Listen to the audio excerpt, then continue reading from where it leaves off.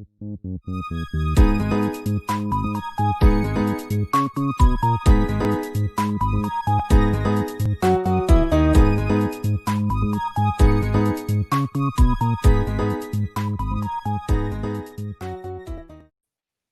morning, friends.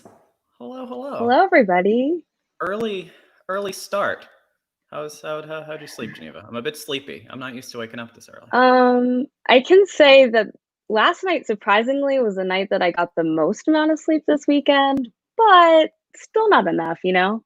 It's never enough. I wanted to start you on the screen because beforehand, I want to bring up how you bitterly lied to me. I'm so sorry. I was like, hey, Geneva, you want to do commentary last night? Huh? Want to chat about the fun patron mini? And you had plans. Yeah, last minute something came up. I check my phone. I get a little call from Skype, Sequester Casting, and I was like, Audrey? And then I answer. It's never and I'm good. like, it always worries me whenever I see that. Whenever Audrey's like, hey, want to talk? I'm like, no, I don't want to talk. I don't want to talk at all. This isn't good. What'd I say? Right. I was literally scared. I was so like, did I do something? I don't know what's going on, but I'm like, I'm gonna answer this call, see what it's about. And she and TR were talking and they were like, hey, someone dropped for the mini last minute. Would you be willing to fill in? And at first I was like caught off guard because I was like, a patron mini. I'm a little scared to play in a patron mini because I know that people know me in the community and I'd probably be a huge target and I could go out early. Yeah, I feel really bad. And that's why I tweeted that I apologize to people that I've lied to over the month because it's hard. You're far too nice, Geneva, because I feel like other people just love doing it. They enjoy. I mean, the Shadows one was super fun. Yeah, no, I felt bad. But Shadows was fun because literally I was on a Zoom call when my video came up and everyone was like screaming at me, like, what? You hit this? I was like, I didn't want to be banned from the community for 6 months. So I just stayed quiet about it, That would be a blow. Yeah. I can't too much because I always love seeing you on the screen. I was very happy you were there. Yeah. So I was happy to be there, but I was like, Louie is going to be so mad at me. So I just knew it was a permanent state of being shook now. Every time a mini happens, I'm just like, what? Huh? Sharifa, Katie, Geneva? Oh, I can't believe this. It's too much. Okay. Let's bring in everyone. Yeah. I'm very excited to talk about this mini last night. So we'll bring them all in here in a rush. Let's see. JJ, Nathan, Ben, Allie, Brandy, Susie, Joseph, and the man of the moment. I don't want to overhype him too much because this is a long podcast and I don't want to inflate his ego, but possibly now on the Mount Rushmore of Sequester minis, maybe, arguably. I'd say yes. Tommy, welcome. Wow. Hello, everyone. Good morning. Yeah, don't inflate it too big. I don't have enough hair to fit the big head. Well, first off, congratulations. Very, very impressive. 2 wins, 10 days, never been done. I mean, there's, not much more you can say. There's a lot you can say, and we'll say it all, but it's impressive. So congratulations on the win. Thank you. So let's kind of get into it. I guess first things first, before we dive into the rounds, did anything stick out to you pregame? Any particular worries anybody had? Any particular videos that you were surprised by? Anyone you were surprised to see? Go ahead. Yeah, for me, I definitely knew early on that, going in, I changed my profile picture. My best case scenario was the people that knew me wanted to work with me. So I changed the picture I used for the thing. I made sure in my video I didn't mention it. And when I started to see people pop up, I started to think about people that I knew were in the community that could know who and there was more than I thought, but I knew Geneva might. She was on the commentary that literally I played in. So I was like, she should know that I played. And I knew Allie probably knew. I knew Brandy might know. And I knew there was a couple of, and I didn't know Neve. That shook me. But I was like, there's a couple people I thought knew. So for me, that was my going into those videos. That's what I was worried about. I knew I needed to make sure that I wasn't a threat at all in this game. So that was all I was doing was watching the videos and be like, cool, they might know, they might not know. What do I need to do to work on this? What about Yeah, everybody else? Well, I had a similar thing as Tommy, where I was watching the videos and I saw a decent amount of returning players, and I knew that I was a returnee, even though I probably wasn't as well known as some of those players. So going into it, I was like, okay, Nathan and I played together. That might be out there. People might figure that out. So I knew going into it, I wanted to kind of minimize people targeting returnee players in case anyone clocked that I was. And so that was one of my kind of main goals for the early part of the game. Yeah, I wanted to touch on that a little bit because I know, I mean, it seemed like there were a good amount of returnees. Like it was like, 10-10, but I wouldn't say a ton of the returnees were like immediately recognizable in the fact that they, stood out. And I know, Brandy, we talked a little bit about your strategy going into the game. And I felt like you had a good grasp of the game. I felt like even though you didn't last as long as your last game, you played way better. But I think the video killed you because you said you had played before, where I don't think people would have known because not a ton of people saw that Broadway mini. Do you think it hurt you at all? Did you think about not saying that? From what I've heard, I was hit harder because of game theory rather than the returning player. I also know I kind of have that reputation of, hey, she played and she targeted returnees. So I figured at that point it was better to just own it right off the bat. Have it out there rather than, okay, who might know about that? I had no clue Geneva was playing. Otherwise, I mean, it would have gotten out there anyways. But yeah, I can see how it kind of kicked me in the butt. But I would rather, I would still put it in if I did it again, just to get it out of the way. We can go to Ben also, because Ben, I know the last time you played, you had seen one mini? Like you were very, very new. Yeah. Yeah. So the first time I played, I had seen not even, I saw maybe half the pre-jury phase of one mini. Since then I saw like 2 full minis maybe. Like I did my homework. I think coming into the game, my biggest fear was that the sock puppet was just going to be too much for some people and might create a target. And I just wanted to survive the first 3 rounds. Like I don't know why 3, but I was so scared to go out in the first. I appreciated that you tweeted about it like 2 weeks ago, that you were like, hey, there should be an all sock puppet mini, and then you just went and did it yourself. Why not? Yeah. I had this like crazy idea, and I think we'll probably talk about it later. The sock puppet originally was a way for me to pass information in front of everyone else, which I used in the majority rules twist to pass the flavor of ice cream. It was kind of just this idea that I had floating in my mind. I kind of just tweeted about it randomly one day.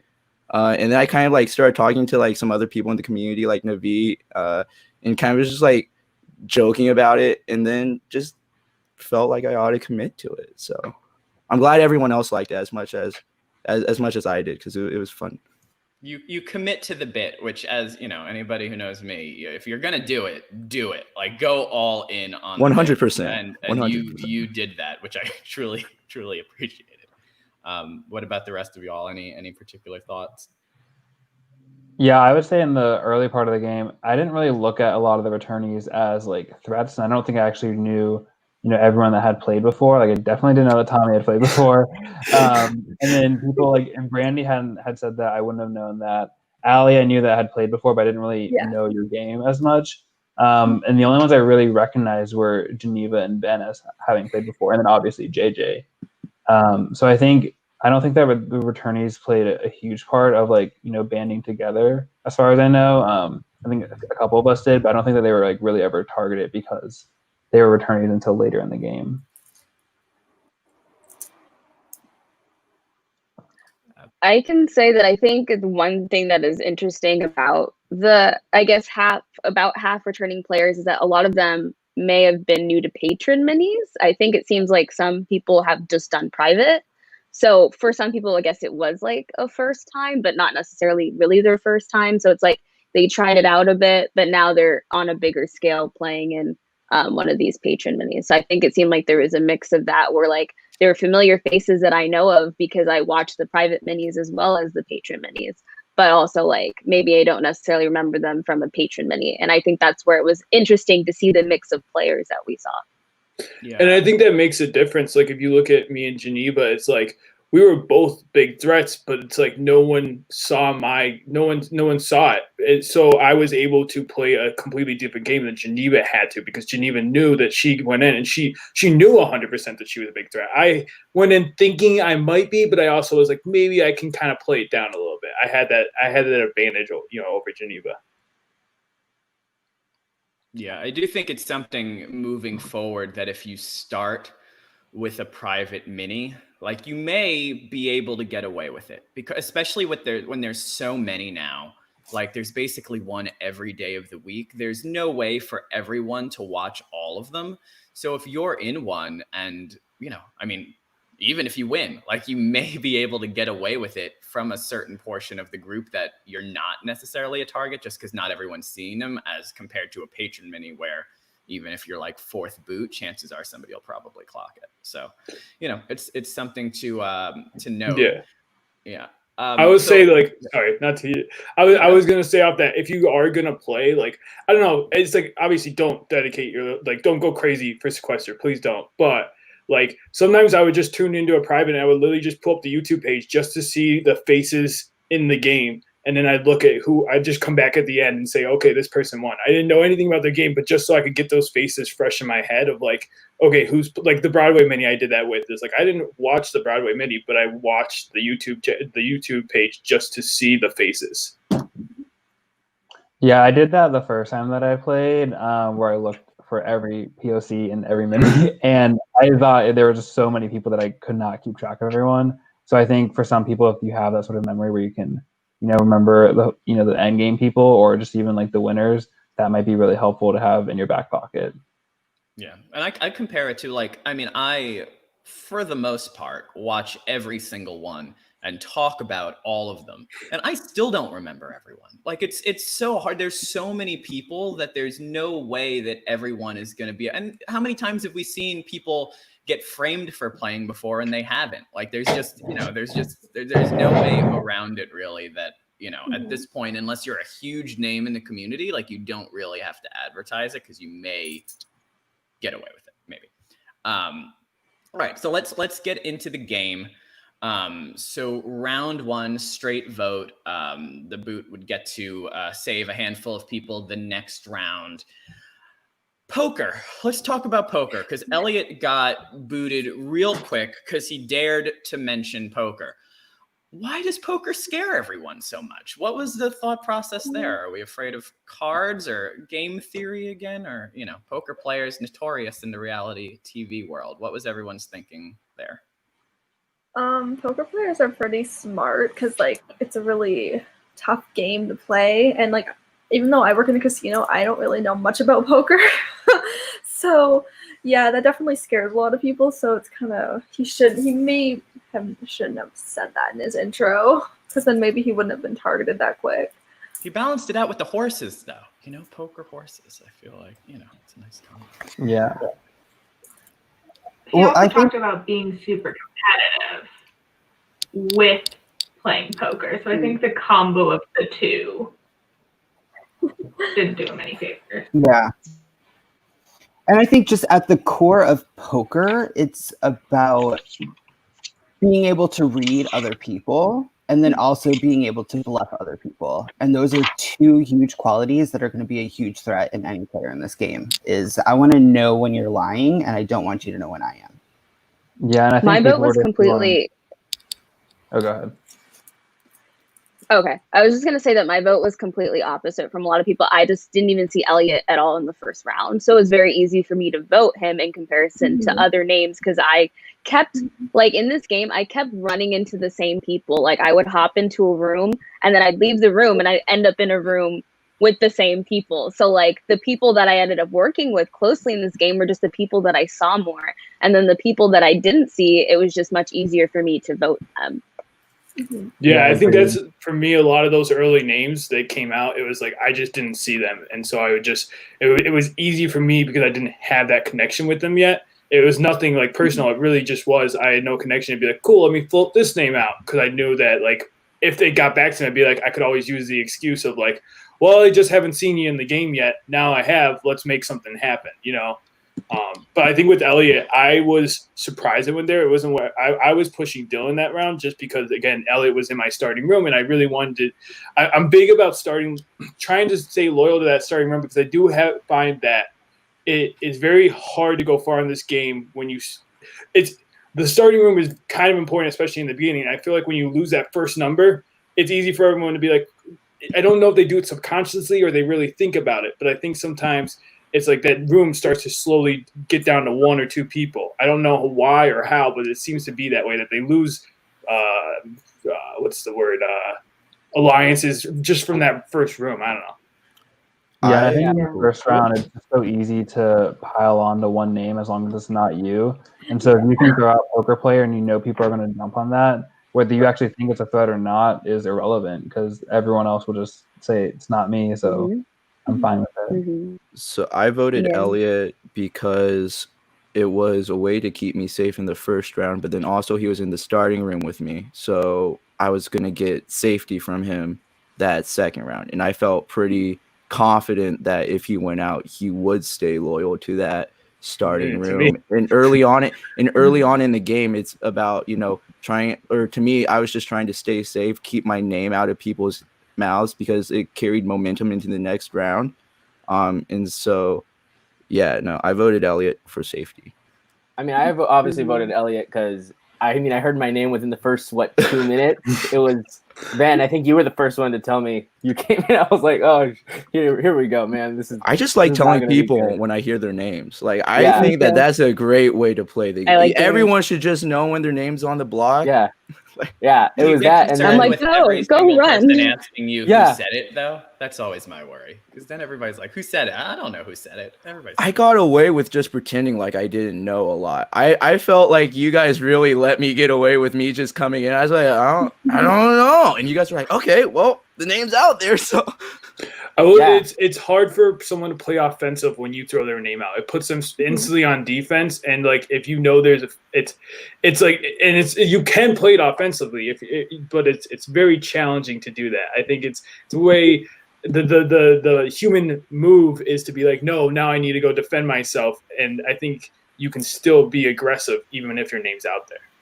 Yeah, my problem was that the other person that you guys were targeting was Dylan, who was in my starting room, along with Brandy. Like you guys kicked out 3 of room 4 in the first 4 rounds. It was like we had no chance. That's what I'm saying. The room number just keeps you jump on the train. As much as I wanted to stick with room 4, like it was Dylan or me in 2 and 3, and it was like you have to give up on it at some point. Yeah, Joseph, I was one of the people that threw out your name in like one of the first rounds just to, get more names out there. Yeah. And so I don't know if that was what sort of kept spreading because I was kind of trying to push like multiple names at the same time. Yeah, I mean it was good for you, obviously. Mm-hmm. Like the 3 names in the first round, Elliot, me, and Dylan, we went 1, 2, 3, and there was no other names said until JJ threw you out and I threw Neve out also, but just to try to reflect. But it was like very easy to just get those 3 out that were already out. Yeah, and the starting room is the whole reason I voted Elliot, because Joseph and Dylan, I was trying to deflect from their names. But looking back, I kind of wish I would have worked harder to keep Elliot, because the same logic with the poker face and being good at bluffing, I would know he was going to do that. I would be expecting it later game. So it would have been easier to plan for as opposed to a different alliance where you don't know if they're going to betray you or not. So, once again, you got to just be so careful with what you say in those videos. Like it's really all you have to go off of those first few rounds. So you have to really dissect every single thing that you're saying because you may be targeted for it. So it was just another case of it here.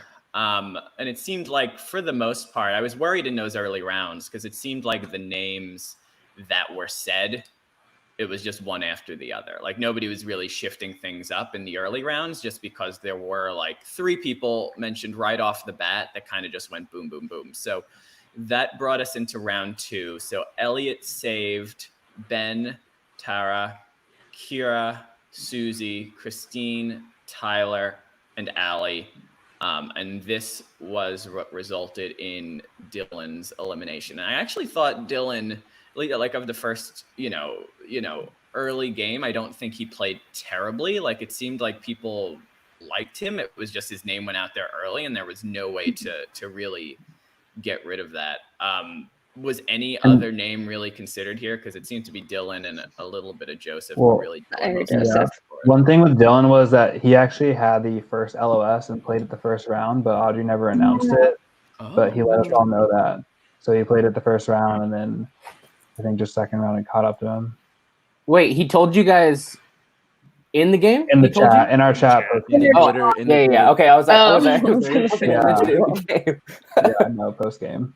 Yeah, I think for the most part, our pre-jury, I knew going in, like something I talked about with some people in the community was like these Patreon minis, sometimes people come in, especially newer players, and I did it. My first game is like you play a little scared in those first couple rounds. You just anyone but me, And I think for me, that was something that I wanted to take, and I think multiple people did, was we threw out 3 or 4 names, and I made sure that those, like, it was like, guys, this is easy. Let's just keep going them instead of let's not mess with the good times. Yeah. And so I'd be like, keep the good times going, and I'd be like, let's go to another target. And I think that's kind of, and then it'd be like one name would get added to the list each round. It'd be like, cool, we lost Joseph. Let's add. Then someone would throw out Tyler, and just these names would start like building up. Yeah. Yeah, and you really did do, and we'll talk about this later on, but those early like pre-jury rounds, you did a good job of building rapport. And I feel like it was the cast overall, like there were people, and I recognized this early, who were just generally likable. Like it was a likable cast overall, in that you all seemed to really, until we got late in the game, and we'll talk about that, but we all seemed to like really get along. One of my favorite moments in this round was Ben, you getting into a room with Geneva for the first time and saying how big of a fan you were. And I was like, I didn't think that people wouldn't know who Geneva was, but they certainly knew after that for sure. Was it a strategy at all, or was it just you were excited to see her? I think it was like half and half. I mean, I felt like a majority of people would know who Geneva is. And then I was also just overly excited. I think you like screamed or something, and I was like, "Oh, okay." I was so excited to see Geneva. Because to me, like that's like you made it in Survivor, or not Survivor, Sequester, because you're playing like when you play with the people that you watch and like that inspire you to play the game, and then you get to like you're in there talking to them, and you're just like an equal. Like it like kind of raised my awareness and wanted me to play better. But yeah, it was also strategic because Geneva, you're the person I wanted to take to final 2. So yeah. Thanks, Ben. Never voted you. I didn't vote you either. Wait, that's a lie. I did vote you once, but that was so I couldn't use you in. Yeah, you did. Yeah, that's because I couldn't use you in history. History can't repeat. It was really early. Oh, okay. Well, strategic vote then. Yeah, it worked out. So any other thoughts about this round? Like I said, I think Dylan is one I would like to see play again. He wanted to be here today too, and he couldn't make it, but I felt like he had potential and he didn't really get to live it out. Any other thoughts on this vote, or was it all pretty just straightforward?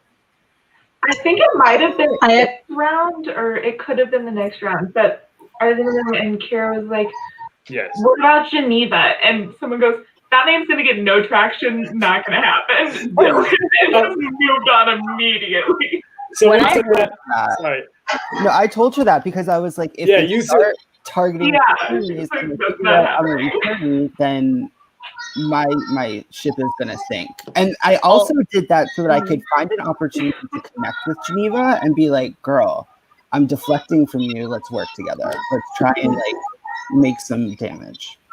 And when I heard Kira threw me out, it kind of was sad because we played in 6-5 together. But I think she wanted to disassociate with me and not be considered a target because we played in the same mini together.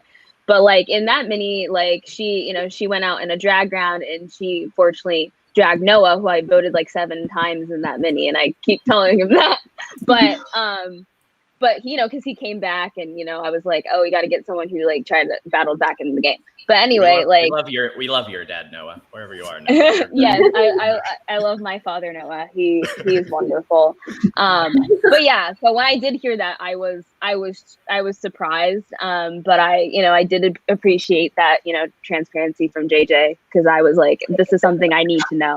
Yeah, and in that whole room, like you could tell, and she backed down easily because we all were like, like I was in there, like not like let's not do that now, but like keep that in mind. I'm like keep it in mind though, like don't forget it. But I'm like let's not because I don't want that to happen yet. And that's another thing. I mean, we already touched on it. Is that don't say if you played before.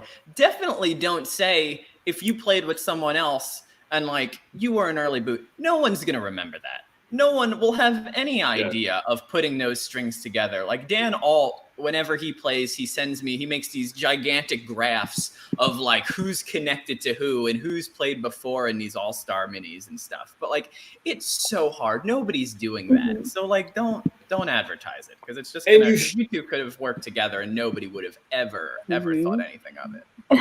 And I think you should, in my opinion, if you played with someone, I think you do work together. I think it's when you target each other, I don't ever think that usually you go out next. If they go, it's like, because it's like your minis, as weird as it is, it's like you feel close to them. And like, it's just another reason to work with someone. You're looking for any reason to work with someone. And I find that like you shouldn't close that door so quickly.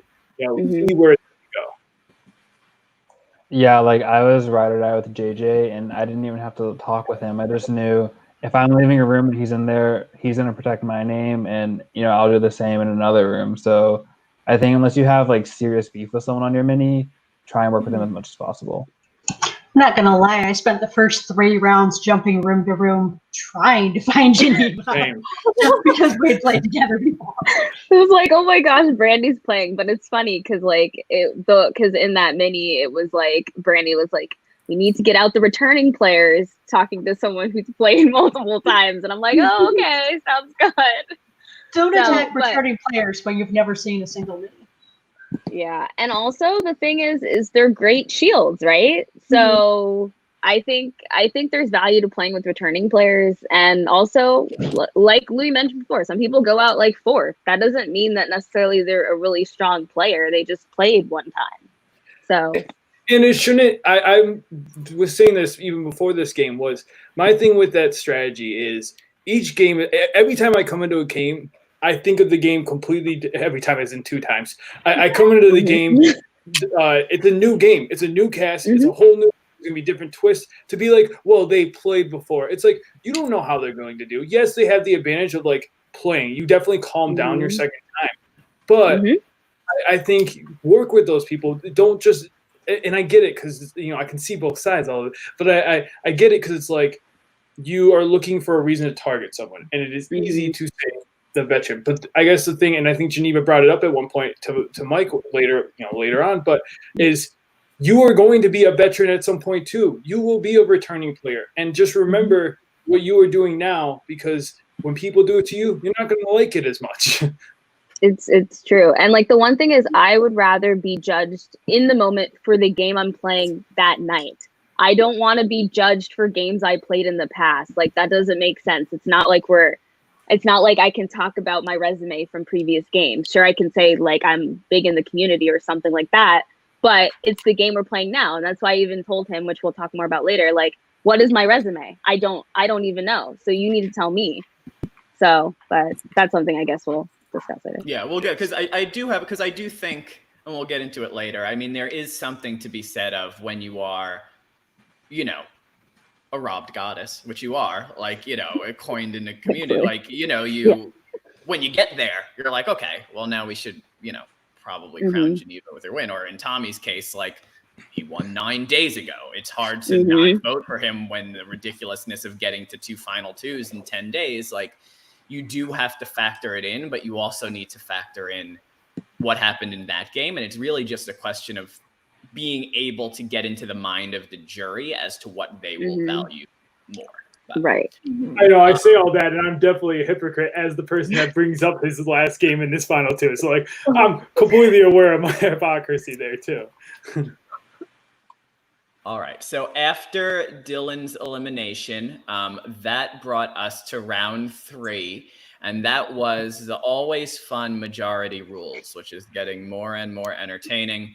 I feel like I have a couple of comments on this one. So easier to pick an ice cream flavor than picking a number the night before. I feel like it's much easier for everyone to get on board with a flavor, even though it didn't really work here.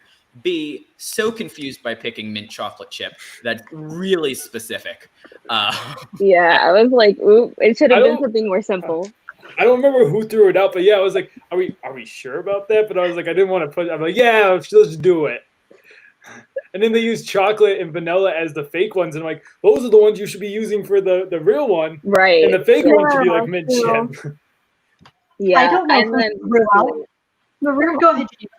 The room I was in was saying mint chocolate chip, but then they're like, let's just put a fake one as well. So like half of us. It was me, Allie, Mark, Tommy, and me in that room. Yeah. So that's what ended up happening. Yes, the ice cream squad. It was the ice cream squad. Because I can almost see the strategy with that in reverse, where you throw that out pretending it's the real one, and then everyone in that room votes for it, but it was what, a max of 6 per room? So then everyone else is going to vote something a little more obvious, vanilla, chocolate, strawberry, which that's why I ended up choosing was the chocolate, because it's the first flavor most people think of. But I don't know if that was your strategy in that room to try and get everyone else to vote it and then vote with the rest of the majority. I know that I did not. Oh, sorry. Go for it. Sorry, Brandy, we were in the starting room and we all said chocolate. We're gonna stick with this no matter what. And then the room I ended up with, everyone at the last minute was like, "We're going mint." And then I voted mint. And what happened was Christine was the only one in that room who voted chocolate. And then everyone used that as a way to be like, "She's so shady. We need to get her out." So. Yeah. It worked out that I wasn't safe that round, but no one in that room was coming at me for that particular reason. Yeah, I was also there with you, Susie, and it was like all 6 of us at the last minute said mint chocolate chip, and then when it pops up that 5 of us are up for elimination and 1 of us got safety, it immediately, as soon as she was gone, we all got together and we're like, Christine has got to go soon. That makes so much more sense. Yeah. I was so shocked when she went because I was like, I didn't even know her name was out there, but like now it all makes sense. It had to do with that round. So with that round, I like chocolate. I was supposed to be pushing chocolate as the fake one. So I'm walking. I go into like room 5. I think Ben and all them in there, and I'm walking in. I'm like, I'm hearing chocolate, and everyone's saying vanilla. Well, I was gonna vote mint chip because I was like, well, I got sick because I don't want to not go with my room because I don't want to screw them over, and so I did it. But then they like came out and they're like. I'm like, guys, I knew it was chocolate, and you all convinced me it was vanilla, and I voted vanilla. I completely changed. I was like, luckily, I was able to do that because you guys were pushing vanilla, and Ben was the only one that knew it was chocolate. Yeah, I started in a room. Oh, sorry, go for it. No, I was going to say, Ben walked into the room I was in and literally listed off 4 different ice creams, and I was like, what? It was like chocolate, vanilla, mint. Cookie dough, pudding, Rocky Road. I was happening. So I don't know if everyone knows this. The first time this twist was implemented was my first patron mini, and the question was who's the biggest floater, and it was me. We all unanimously voted on me, and we just went to a normal round. Twitter didn't like it. The community wasn't too big on it. So I didn't really want to let the twist flop this time. I had already told my starting room if the sock puppet talks to you is going to be telling you the truth. So I had a way to communicate to my starting room in front of everybody else. And I waited till the last minute, sat in a room that had a lot of people. Okay, so the first room I started in, we all decided on chocolate. And then half of them were like, we're going to spread strawberry. I jump into the second room. And I convinced most of them to go chocolate. So I know I have the majority. Go into the third room, drop 4 different names that I had heard that round. I had Tara in there who was in my starting room, and I had Tommy. So I thought both of them would know to go on chocolate too. Tommy didn't get the message. Tara did, so that was nice. But yeah, that's kind of my strategy going into that. That's brilliant. JJ, was this the round that you, Nathan, and Rogelio and I started together and we said vanilla? Was that this round? Yeah, I think so. I think it was. Yeah. Yeah, and JJ tried locking in like an all guys alliance. So wait, just to be clear, I want to clear that because I saw a little bit of commentary about it. But it was so for me in that round, when I saw the four of us in that room, it wasn't necessarily about like an all guys alliance. It was about historically, guys are going to go the first few rounds. Let's make sure the guys that do go are not us. So it wasn't really like, let's get girls out. It's like, let's put it on the other guys so that they go out and we get some of those jury spots and not them. Yeah. But then Joseph immediately turned on me. So yeah, that was totally me. It was because when after safety happened with this round, I saw the people that were left, and it was like there was Allie and Geneva, like some of the bigger people, the bigger names. I was like, I'm so screwed right now because my name had already been out there, and the first name I threw out was Neve because I had no idea. I don't think I'd even talked to him once, and I think the first room I walked into was Geneva and Neve, and I was like, this is not going to work. So then I threw you out, JJ, because you're the first person that came to mind. Joseph, do you think that there was anything you could have done there to, because I mean, your name was out there basically the whole game, and it kind of just caught up to you as being the last one remaining. But well, once I saw who had safety and who didn't, I kind of felt like my fate was sealed. I thought if I could get safety, I might be able to deflect a few more rounds. Brandy, when I was in the room with you, I was like, all right, Brandy totally can tell me the truth for room 4. And then she tells me mint chocolate chip, so I went with mint chocolate chip, and she votes chocolate. And I was like, oh, it's what the room was saying. So much for room 4. I was like, all right, whatever. I wasn't trying to screw you over, just, I promise. Yours was like the word that I was like, okay, she's my room. I'm going to go with her word. Oh, it's I'm okay. sorry. But yeah, once that happened, I was like, okay, yeah, we're done. And I hadn't seen any LOSs. I was like, please be an LOS this round. Please be an LOS this round. I found one, but I didn't get it. I felt like there were less last night. I mean, obviously there were stream issues, so I feel like that probably played into it. There probably would have been at least one more, maybe 2, if the stream had stayed up. But yeah, there were definitely less plentiful LOSs last night, which I don't necessarily dislike because I feel like sometimes there's a lot of them, but they were harder to come by for sure. Mm-hmm. Yeah, I think I only saw one maybe like twice, I think. And I was like, I kept looking at the screen and I'm like, where are these LOSs? Hello? Like, I want to find one because I knew my goal was I wanted one for history can't repeat because I knew that was coming and I needed to be able to save myself there in case, I'd be targeted because I knew I've played 2 games where I went out on that round specifically.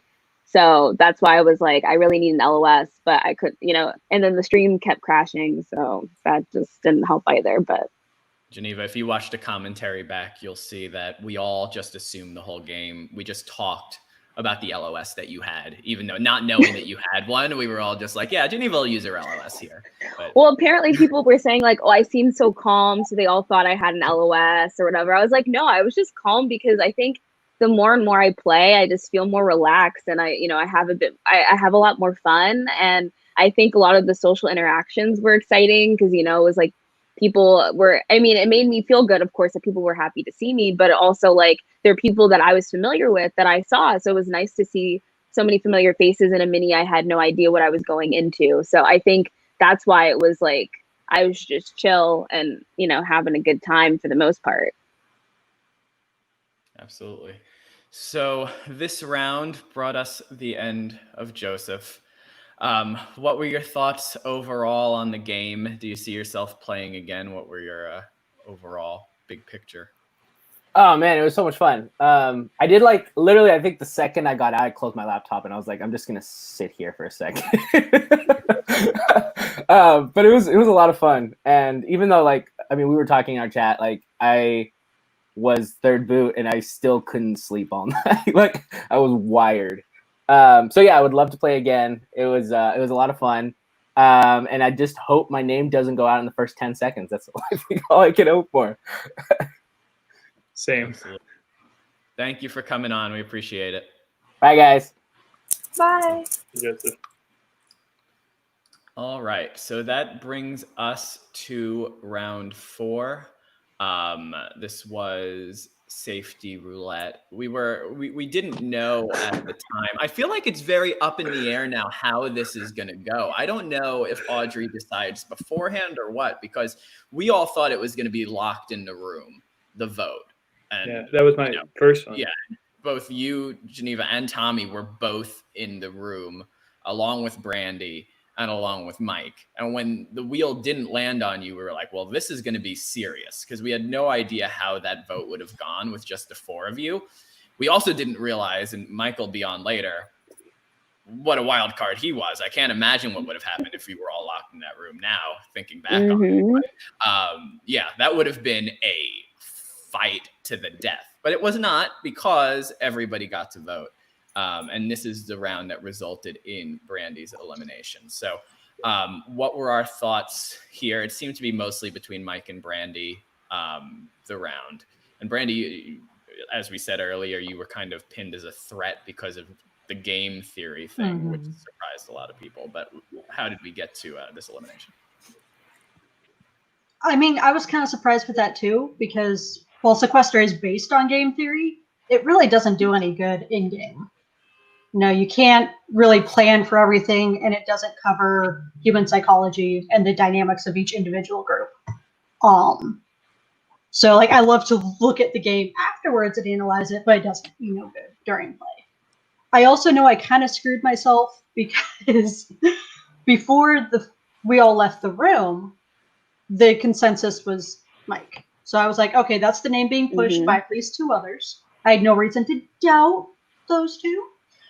And I really, really had to pee. So I dropped my headphones, just jumped out of all the rooms and ran to the bathroom, came back and jumped in a room, heard my name, and the round ended. So I didn't even know my name was out there the entire round.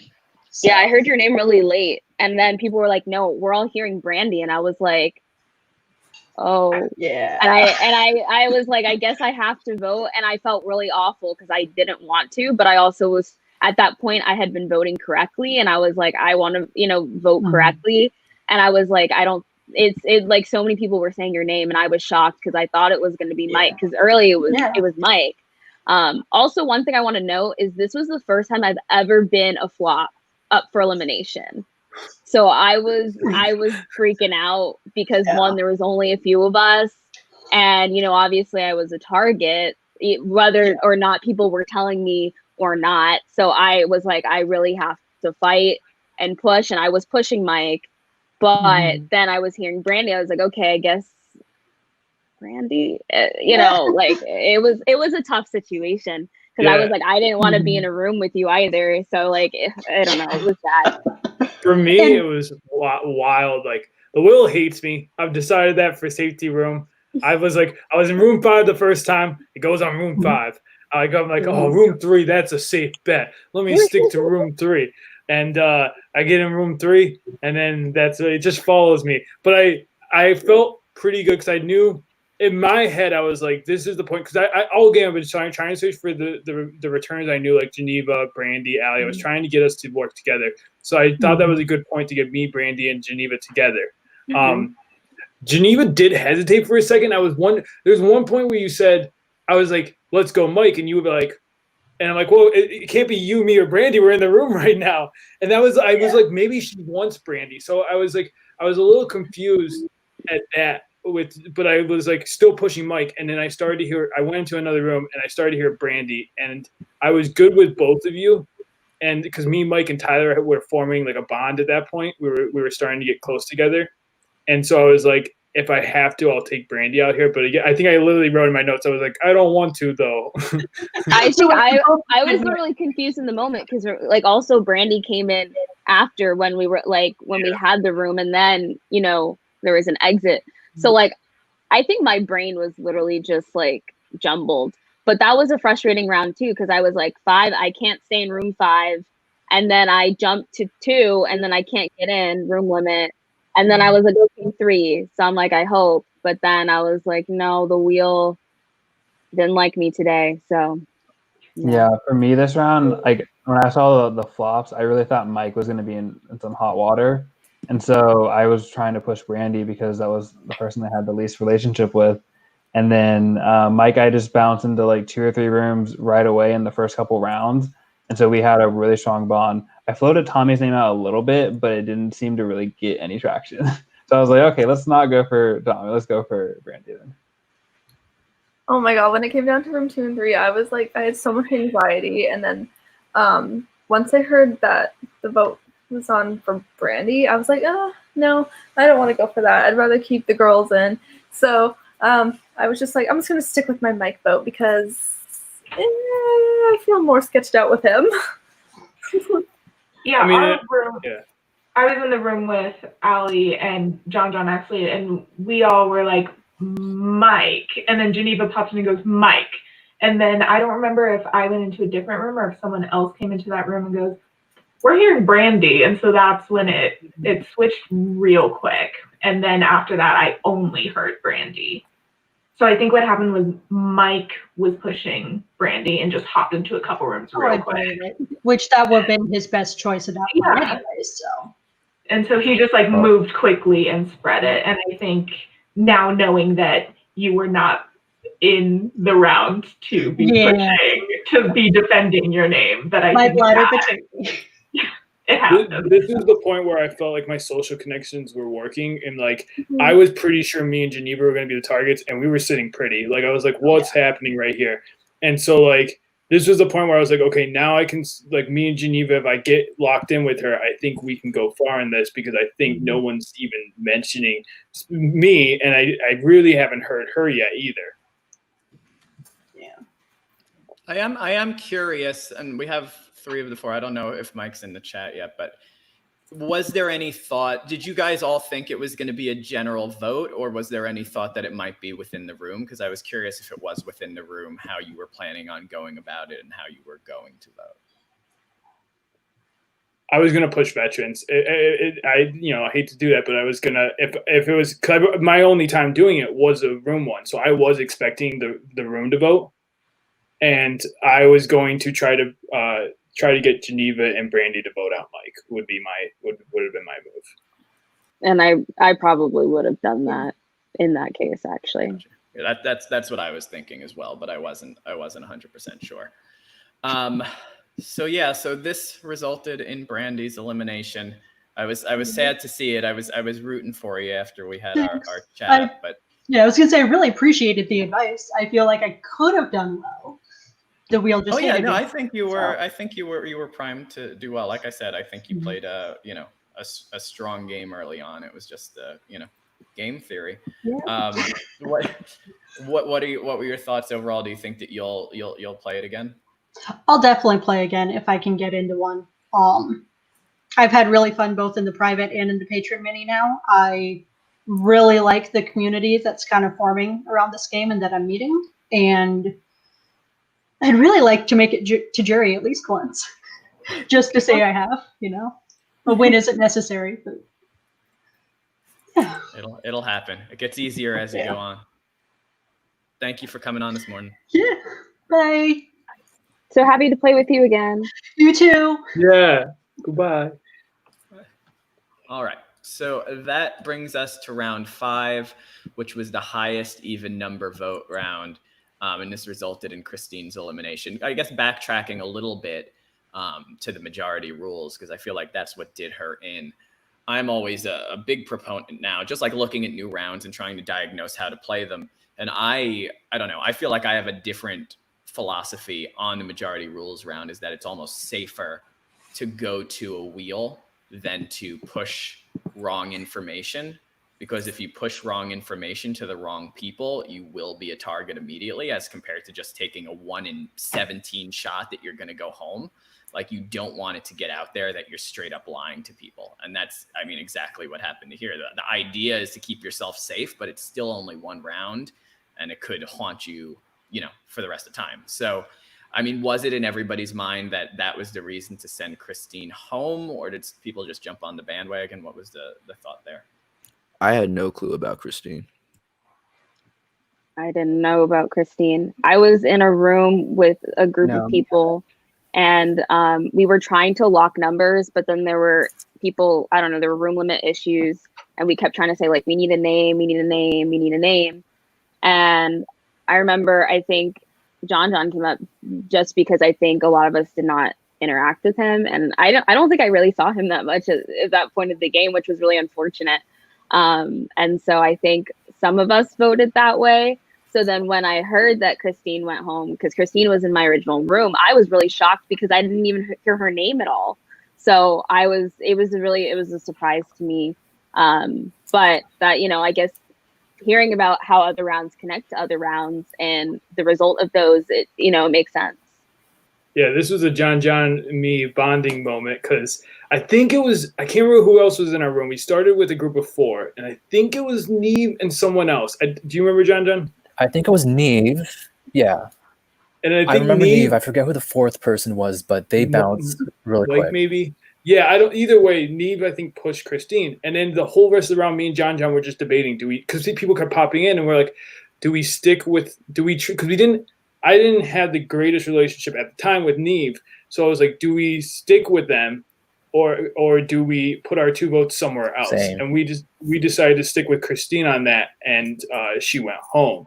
But that was like a big test for me and John because at that point I was like, cool, John's locked in with me. Like, he trusted me to vote with him on that round. Yeah, I think I heard the 4th was Mike on that, but don't quote me. And I had hesitation. Yeah.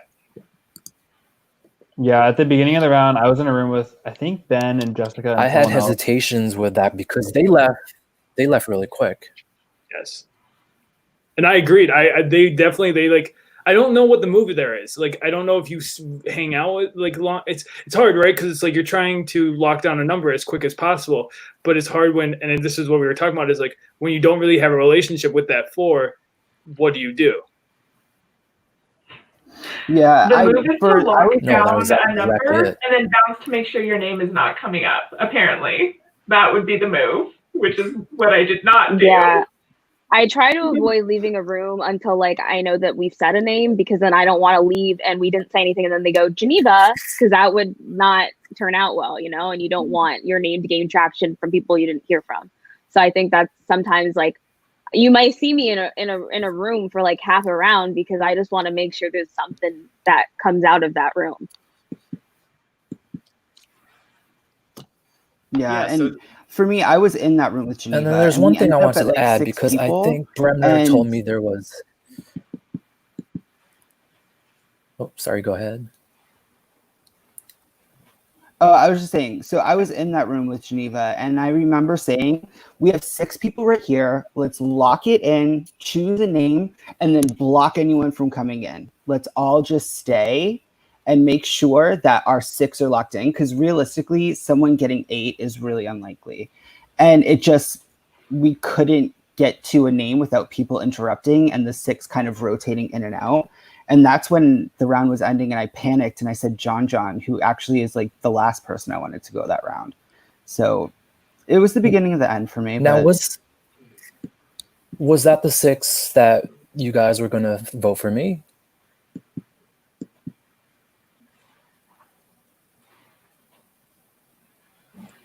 Because I had Bremner come into a room saying there was a 6, and then he voted differently to protect me. So I think that's what ultimately made the vote. I think your name slightly came up.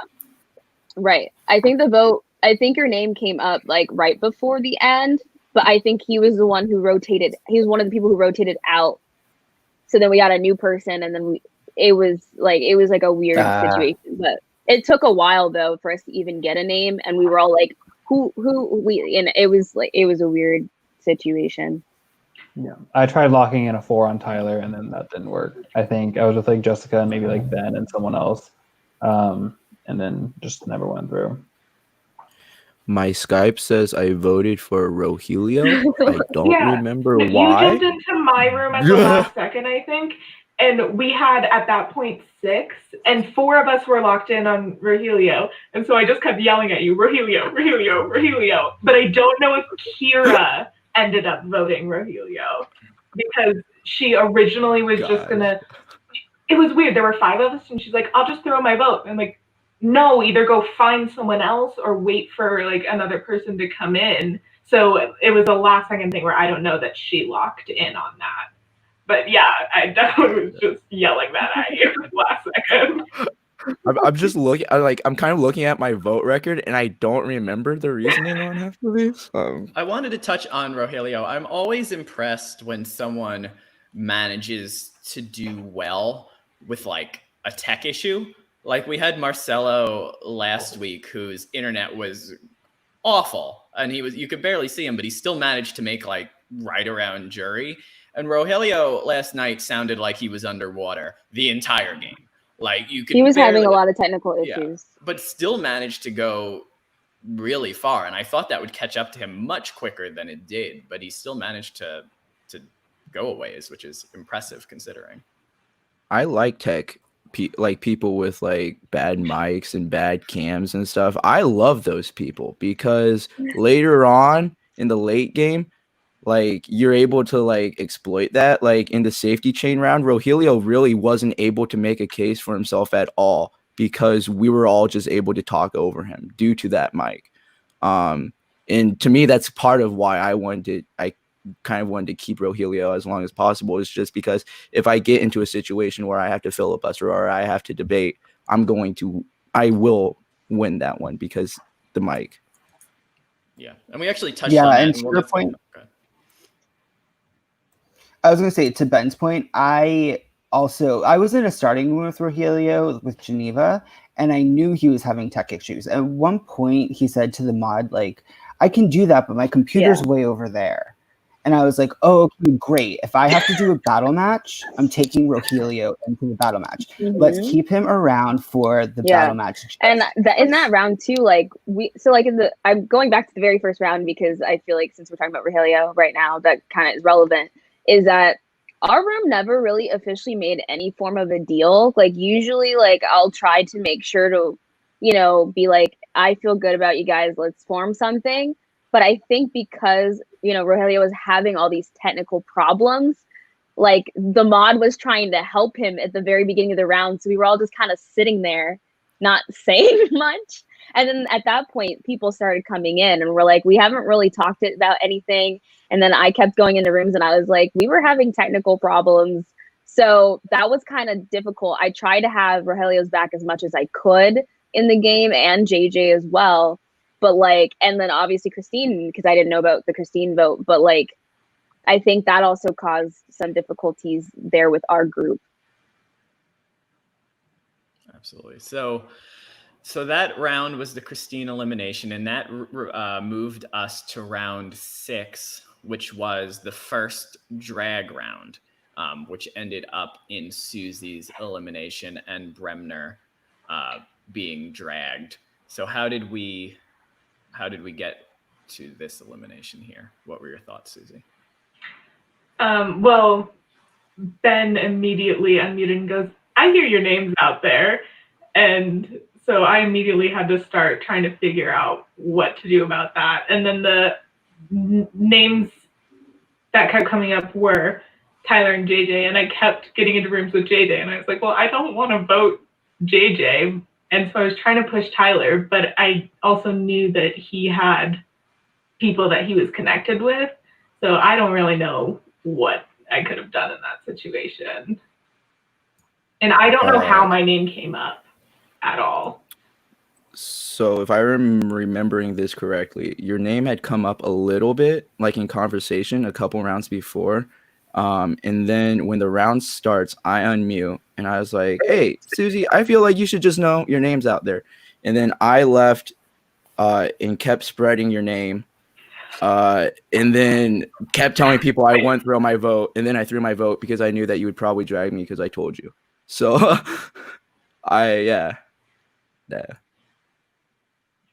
Yeah, and I felt like something that I think happened often in pre-jury with the people that were up and I did it, and I think other people, I would always throw 2 names out, and then that person that was like, if there was a third person, they also would throw 2 names out, and they should have just picked one, because it got confusing for people, because people were like, which one do I go? You're saying 2 names, and I like that worked in my favor. But like a lot of times, I think if you're the person on block, just you choose one at that point. Like you have to pick one, because people will go with whatever you push. Yeah, and I thought about that time because it was interesting. I had never really thought of that strategy before, because for me, you know, when my name is on the line, which happens a lot, like I automatically go with like, okay, I need to make it very clear who the other person is and push that so the vote doesn't get split between like 2-3 people. But in early game, if you can manage to get a lot of names out there, you're right, they do stick, and it could prevent your name from coming out at all if there's that many names out there. So it's definitely an alternate strategy that I like. And if your name does come out, it's 1 of 5 as opposed to 1 of 2. So that's like why I like it, because it just your name has less likely to come out, and if it does, it could fade into the background. You never know, and that's where like that plus like me just like these future, you know, these rounds were really just me connecting. I don't know when I finally met up with Geneva and Neve, but like that happened. Like there were certain things that the combination just worked in my favor in this game. And this was also the round, well, I guess the round before, where Tyler's name started, and like it was out there basically the entire game. He avoided, and he'll be on soon, but he avoided so many eliminations, is that people were constantly gunning for him, and he kind of sidestepped them. But it seemed like Tyler's name was out there, JJ's name was out there a little bit, but it ended up being the Susie elimination. I want to touch a little bit. Yeah, go ahead. Sorry, not to. I hate that I keep like talking. This is where stop. This is where I got my LOS in this round that I had till the end of the game. Was the round that I saw it pop up on the screen real quick, and I booped the button. This is also the round that the button down brigade was formed. And then Kiera immediately popped in and was like, can I be a part of it? Oh. Missed the dress code memo. Yeah. I've always been like, you know, always like Sequester was never the game for alliances. Like you don't see them much. And then this weekend it's just exploded. There's just alliances all over the place with names and stuff. I don't know if this is the new normal in Sequester, but alliances are back, baby. I just thought it was fun. Charlie did it, and I liked Charlie doing it. I'm like, man, that could be a lot of fun to come up with some cool names. So then other people were on the same page as me, and it was just fun to do like the button brigade. And then I'm trying to like, we were all like buttoning our buttons, and my fat neck couldn't get it. I'm sitting in the room like trying to get my neck into a button. It was definitely. Let's touch on the drag a little bit. I didn't see a lot, if I'm being honest, of Bremner during the game. I was very invested in his life after his video and his dog. I felt it. I felt it so hard. I want his marriage to succeed, and I want his dog to not come from a broken home. Bremner, I don't know where you are. I couldn't find your Twitter, but I hope everything's okay with the dog and the dog is happy, because I loved your story. Susie, what was your thought there? So I think it was Mike, Allie, Tara, Tyler, Bremner, Jessica, Neve that voted for you. So a lot of votes. Nobody really threw votes in this round. People actually did vote in a drag round. Yeah, I was very surprised that there were that many people. So yeah, I needed the list twice. I was like, oh, this is a significant amount of people. And just looking at the list, I was like, well, I don't really know most of the people that well. And the 2 people, like Allie, we were in a starting room. We kept ending up in rooms, and then we were in the wheel room together. But I didn't want to drag a girl at that point because it felt like a lot of girls were going in a row. And it seemed to me like there was some sort of bros alliance going on. Didn't realize it was called the Button Down Brigade, but it seemed like that was starting to form. And Bremner was in the wheel room with Allie and I and John. And so I felt like we were really good, and then he voted for me. And so I'm like, well, I don't really have a reason to drag anyone else other than like, oh, well, I don't really know you. But there were too many people I didn't really know to pick one of them for any reason. So, and like I said, I didn't like being voted for. So, sorry about your dog. I hope that works out. Sorry about your marriage. Yeah. So I was so mad at relationship drama. Sorry. I was really hoping to try and start a relationship with him. Like, I had met him a little bit and I had deflected on his name a few times. So I was like, please, Susie, don't drag him, because I haven't been able to tell him the deflection that I've done so far. And I was also mad that Susie went, but I was really annoyed that you dragged him. I still love you now, though. I pushed his name but I wasn't voting Susie because it's funny because I actually met Susie on a Zoom call the night before, and like she was talking about, oh, I'm gonna be playing, and I'm like, oh, I'll be rooting for you, and then I realized, oh, I'm playing with Susie, so I'm gonna have her back. Like, I'm not gonna vote her because I want to support her in this game. And then I heard Susie's name and I was like, Susie, people are saying you. So I tried to push it, but I also I didn't want to betray her, so I just threw my vote because I always have a fear of getting dragged because I feel like I could be a good person to drag. So I like to throw my vote usually in that round to avoid it. So yeah, I didn't want Susie to go either, but the other name I think was really like Tyler, and I hadn't really talked to him, so I knew that if I voted for him, he's probably going to drag me. So I threw my vote, but I was actually happy you dragged Bremner because I didn't really talk with him that much. So I wanted to work with him, but I just never got the chance to. So it was not the worst. I don't think I saw Susie that round, but I just went with you didn't probably. Yeah. But with all the Tyler was like I know I didn't vote him at all just because he was such a target. I was just like, I'm just gonna keep a target around because that's one bigger target ahead of me. With that round, I wanted to prove that I was honest and was just telling people I'm not going to throw my vote. And I was just hoping I would be saved because I was a woman. It's a good strategy. I threw my vote because I told you that you were on the block, and it was going to look so suspicious when I voted for you. Highly suspicious. Would you have dragged me? I don't think so. Oh, I don't know. Honestly, I was really frazzled at that point. And again, there was a huge pause between her reading the list and me dragging someone. Because I was like, I don't know, I guess. But also, truly, I didn't remember until we got onto this call who had jumped into that room and initially told me my name was out. So I definitely would not have remembered during the game. Perfect. So Susie, overall, what were your thoughts of finally getting to play and, on the night? Did you enjoy it? Yeah, I had a lot of fun. And one of the problems was I liked everyone so much that I never wanted to throw out a name.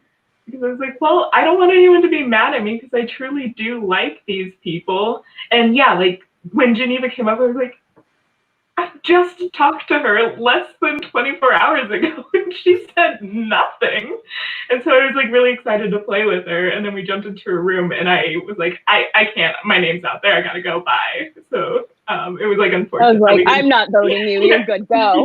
Go. Yeah. But yeah, I had a lot of fun and I really do enjoy everyone. And I'm really glad to have been a part of the cast. So just goes to show you, Zoom calls, beneficial. They may get, they may get a lot of flack about people being on Zoom calls till all hours of the day and night. But look at the connections you make, right, folks? Dedication. All right. Thank you for coming on, Susie. Thank you for having me. Bye-bye. All right. So that brought us to the first round of the now or later twist. I want to touch on Ben, the All Asian Alliance, because I feel like that was something that I was firmly behind. But I feel like when it came out, it immediately started to dwindle. As soon as it was mentioned, everyone started going, which was very disappointing. And as soon as I said I liked it, it was bad news. Why do we think the reason for that was? What actually took place? Because I felt like you guys were in a good position at that point, and it was just kind of some bad luck. I'm not 100% on where everything kind of fell apart with that. I think part of it is just luck of the rooms. We just never were able to quickly early on in the game kind of solidify something. Around round 3 or 4, I heard there was a little like little bit of words going back and forth between JJ and John both throwing their names out, and I was like, "Ooh, that's not good for that." But I mean, like, that was just something that, you know, to me is like, I really felt like I wanted another Asian on the leaderboard for season 2. You know, there's only one right now, and so I felt like, you know, there was a really good shot here. Yeah, no, watching all 3 just go down, boom, boom, boom, like, what it was more than just losing numbers and then like an alliance at that point for me. Like, it was like kind of this weird moment of just like, I felt like I was kind of losing the small amount of control that I had. I felt like I kind of knew the names that were going around, and then just the fact that, like, to me, my 3 biggest allies had just gone boom, boom, boom, was not really fun for me. And I will say that I kind of was holding a lot of negative energy until around right after the battle back, when the stream crashed, and I had time to kind of just go like use a restroom, just kind of like refresh. Like, honestly, the tech problem sucked, but it's honestly probably what kept me level-headed in the game, just because they came at such opportune moments for me to just have a nice little mental refresh. But as regards to how the votes went, I have no clue how that happened.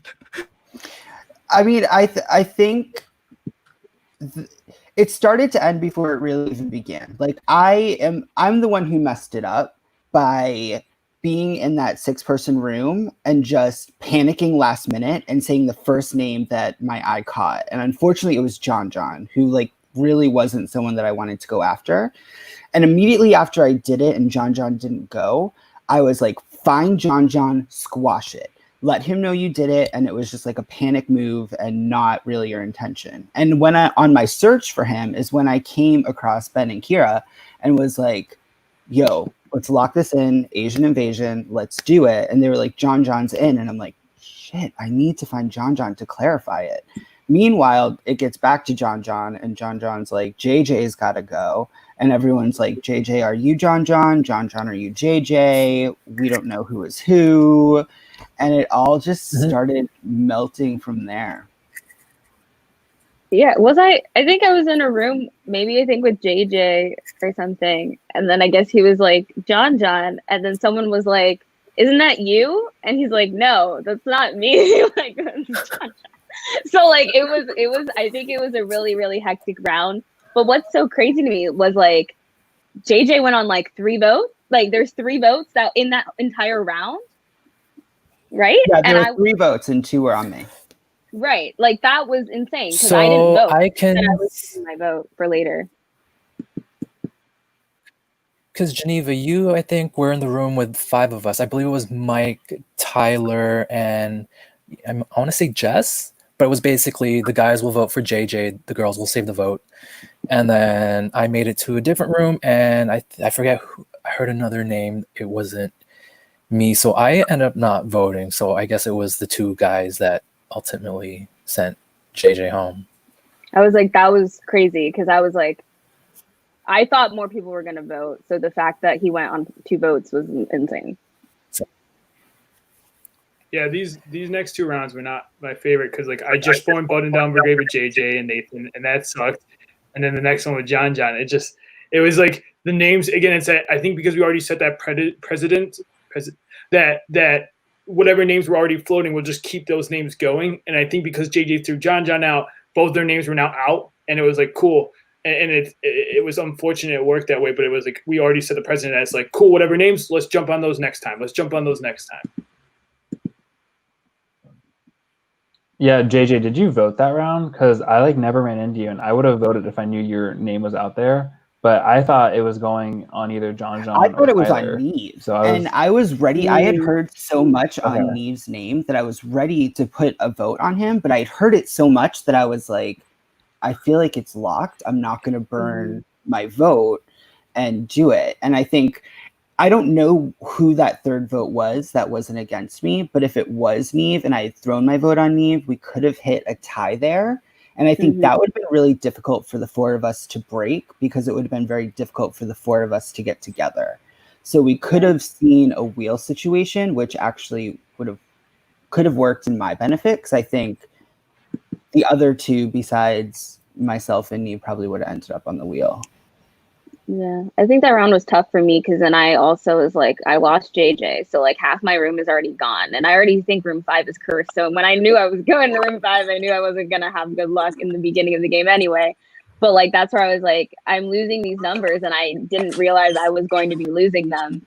So it was really shocking. So I really only had Rogelio left, but then he had all the tech issues. So I was like, you know, but I think that's where I, you know, started to solidify these things with like Tommy and Neve, and like a lot of the boys, I started working with them more. And that's kind of, I think, what really formed my relationships. But I had people's backs who would say like, oh, you know, you're good with me. So like, you know, Tara says I was good with her. Like Ben said I was good, you know, so like that, I think that's kind of what shifted. So it wasn't so much the room alliance, which is what I relied on in 6-5. In this one, it was just like who I saw more often. Those were the people I formed with, and I voted the people that names were already out there constantly, and I just kept voting them also consistently until they went out, to have more options in history can't repeat, because that's always my weakness. Yeah, it seems like, and that's, you know, it's always hard to figure out in now or later whether to vote now or later, but I feel like I've started to almost always vote in the first round, just to prevent the risk of what happened to you, JJ, and the fact of there being 3 votes and you going out with such a small number, because you know that there's always going to be at least a decent amount of people that you can kind of persuade in round 2 if you need to. But round 1, I mean, you could very well go home with 2 votes. We see it happen all the time. So, you know, I don't know if there was a lot you could have done, but I mean, what were your thoughts overall on the game playing the second time around? You know, I placed one spot worse than I did my first game, but I felt a lot better coming out of this game. Like coming out of POC Mini, I struggled a little bit coming out of it and how I felt about it. But coming out of this, I felt good. Like I felt like I had the button down brigade. I felt like I was working on repairing the Asian invasion. So I felt like I was setting myself up, and, you know, shame on me for not sending that vote out that round and accidentally saying John's name. But it was fun. I had fun with you guys. Yeah, no, it was fun watching you. I was very happy to see you were another one. When I saw that you were on the screen, I was happy you were playing again, because I know we had talked a bit before the first one, and I thought you played a solid game, and I hope you'll, you know, play again at some point if it's in the cards. Yeah, slumber party next month. Oh, Join look at that! me and didn't even realize 21 of my closest friends sleeping together. Yeah, that was an Angelica brainstorm, wasn't it? Yeah. So, yeah, yes. I'm excited. I'm excited to watch that one. Well, thank you for coming on, JJ. Appreciate it. All right, bye guys. Bye. All right, so that brought us to the next round, round 8. This was kind of, it seemed like it was for the most part between John, Rogelio, and Tyler yet again. How did we get there and resulting in John's elimination?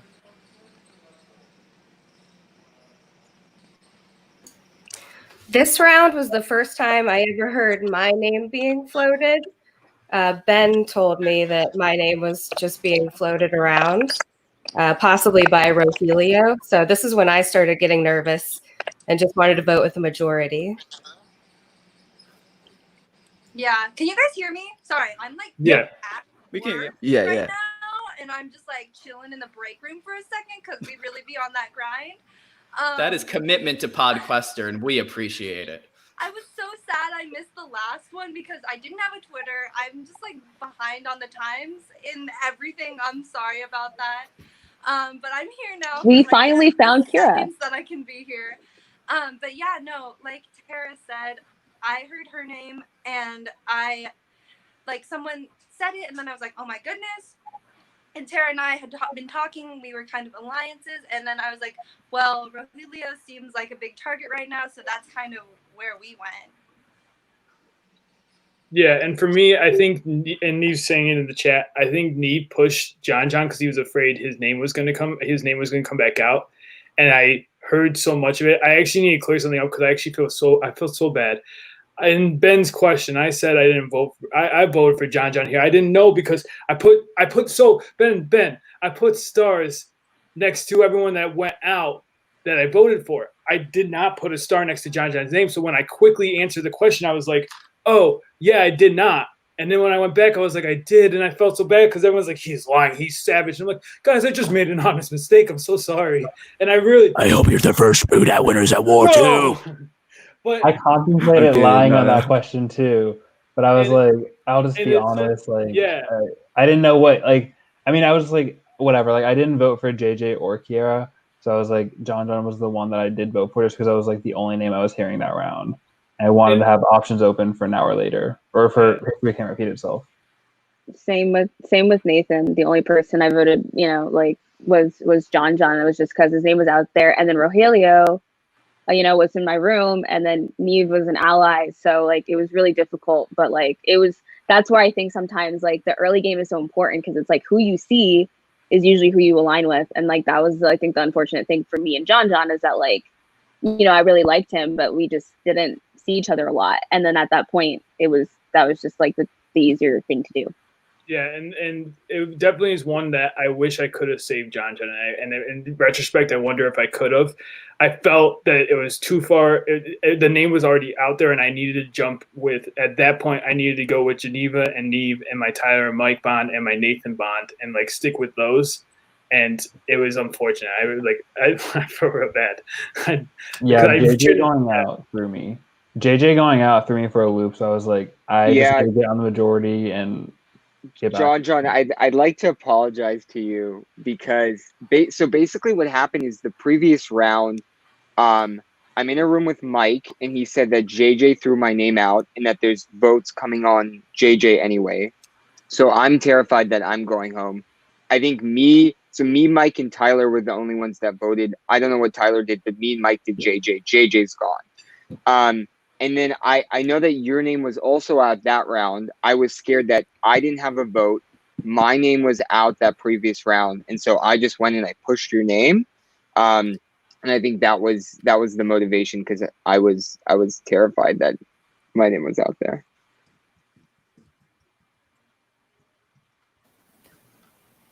So I think I played almost safe in the thing. I played it safe, thinking that Tyler was going to be the name because that was continuous push. And then he shows up in the room saying Rogelio's throwing my name.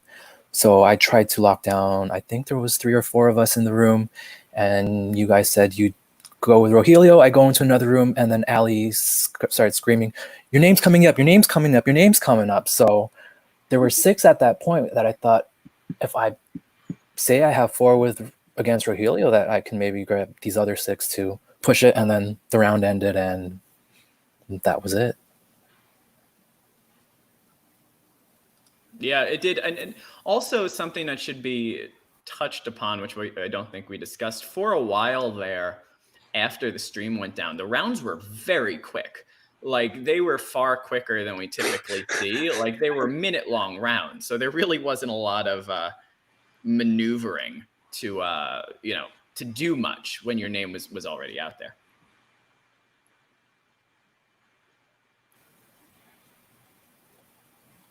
And it was just really hard keeping track of time. I wasn't sure if I was in the moment, and reality it was 5 minutes, but it felt like no time. I would switch room, and then the room would be over. Yeah, there were a few I think that rounds. One of the things that happened really consistently with this mini was that people whose names were previously out there were subsequent people to go for later rounds. And so I think that was just the thing, that was something that happened a lot during our mini. And I think your name was a continuation of that, where there was this John's name has been out there for a while, especially because JJ was pushing you. And I think that contributed to that. Yeah. Like sometimes I would say like if someone brought so like, let's say a name has been pushed around and then I hear a new name, sometimes it'd be like maybe we can hold off on that person till later because it seems like this name is getting more traction. So then it would always be good because then like in the next round we would have a game plan and we could just vote that next person. So then it was, you know, less on us. And I think that's why like certain people went the way they did because, you know, their names were out there and it's like, okay, who have we already heard? Let's just go after one of them. Let's not throw out new names. And I think that made it a lot easier for some of us, especially maybe those returners who, you know, were trying to get as far as we could to just push out names that people were already saying that weren't us. So I think that really helped like my game and probably Tommy's game, I'm sure. Yeah, I mean, for me, definitely like pre-jury for me is always make connections and get the, and I feel like that's what happens is the alliances, you may not see it, but it's like those alliances weren't working together, but they kind of were. It's like slowly that started to be the jury because those people were taking out the people that just happened to not be a part of it without even realizing they were all working together. Absolutely. So, John, what were your thoughts overall on the game, on your first on your experience playing? So, you know what, I put this off for a while to apply and play, but I'm glad I did it. It's definitely, I've messaged a few of you saying that it was a lot post game.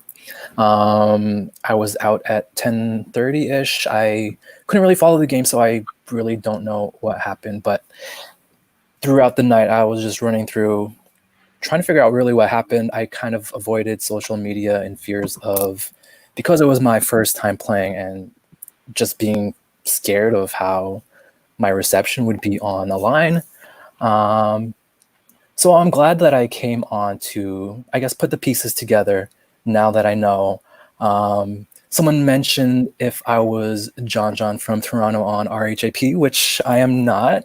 So, but there is a part of me that's very analytical, likes to dissect things. I listen to so many podcasts. So that side of me up until around 4:30 was the last time I saw the time, trying to figure out what happened.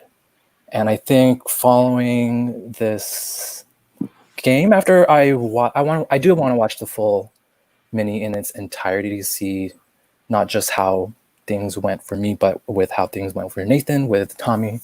But I definitely think I'll need a bit of a mental break before jumping in. I do want to play again, but I really need to decompress from all of it and before I'm ready to give it another go. And John, I think you should be proud of your game. Like, I think you were such a genuine human being, and like I genuinely had a connection with you because I vibe with positivity, and I felt that with you. So like be proud. You know, I don't think Twitter's saying anything, but don't even worry about that because like you killed it. You know, I'm excited to see you play again. I think that I appreciate all the love, guys. Like everyone, we're really excited to see you. Yeah, I'm really happy that I played with you, even though we weren't, you know, working together officially. But I'm really glad that I got the chance to meet you, and you know, I hope to see you play more. No, absolutely. I'm glad I had this, I guess, closure in terms of the game, and I really want to get to know you guys beyond the game and on a personal human level. You played very well. And it was amazing getting to know you too. Yeah, John, you did thanks, guys. Really great job, and I think you had a really great social game. Yes. Yeah, I think we all came out of that. I mean, it's, you know, it kind of translated on the screen that you were just a nice soul, which is nice to see. I feel like that's important in games like this. So, yeah, we hope to see you again. Thank you for coming on. Yeah, you killed it. It was nice meeting you. All right, bye, John. All right, thanks, guys. We'll talk soon. Okay, so that brought us to round 9, which was the second elimination, was the second most votes. I think Kira was having some internet troubles, so hopefully she'll be able to get back. But this round actually resulted in a tie before the elimination. I want to touch on Ben's obsession with Draft Quester. I was very much pleased with I think you may have taken the title of most confessionals away from Brandon Donlin in terms of the amount of times that you were talking directly to the screen, which I very much enjoyed. But I think you racked up so many points last night. Ben, how did you get confessionals? Like, I was trying to get one. I was never in a room by myself. Never. Okay, I don't know if you guys, how many of you guys noticed it. I never looked at what room I was in ever and would just always leave. And there was so many times I would leave and come back to the same room and then be like, oops, and then just immediately leave again.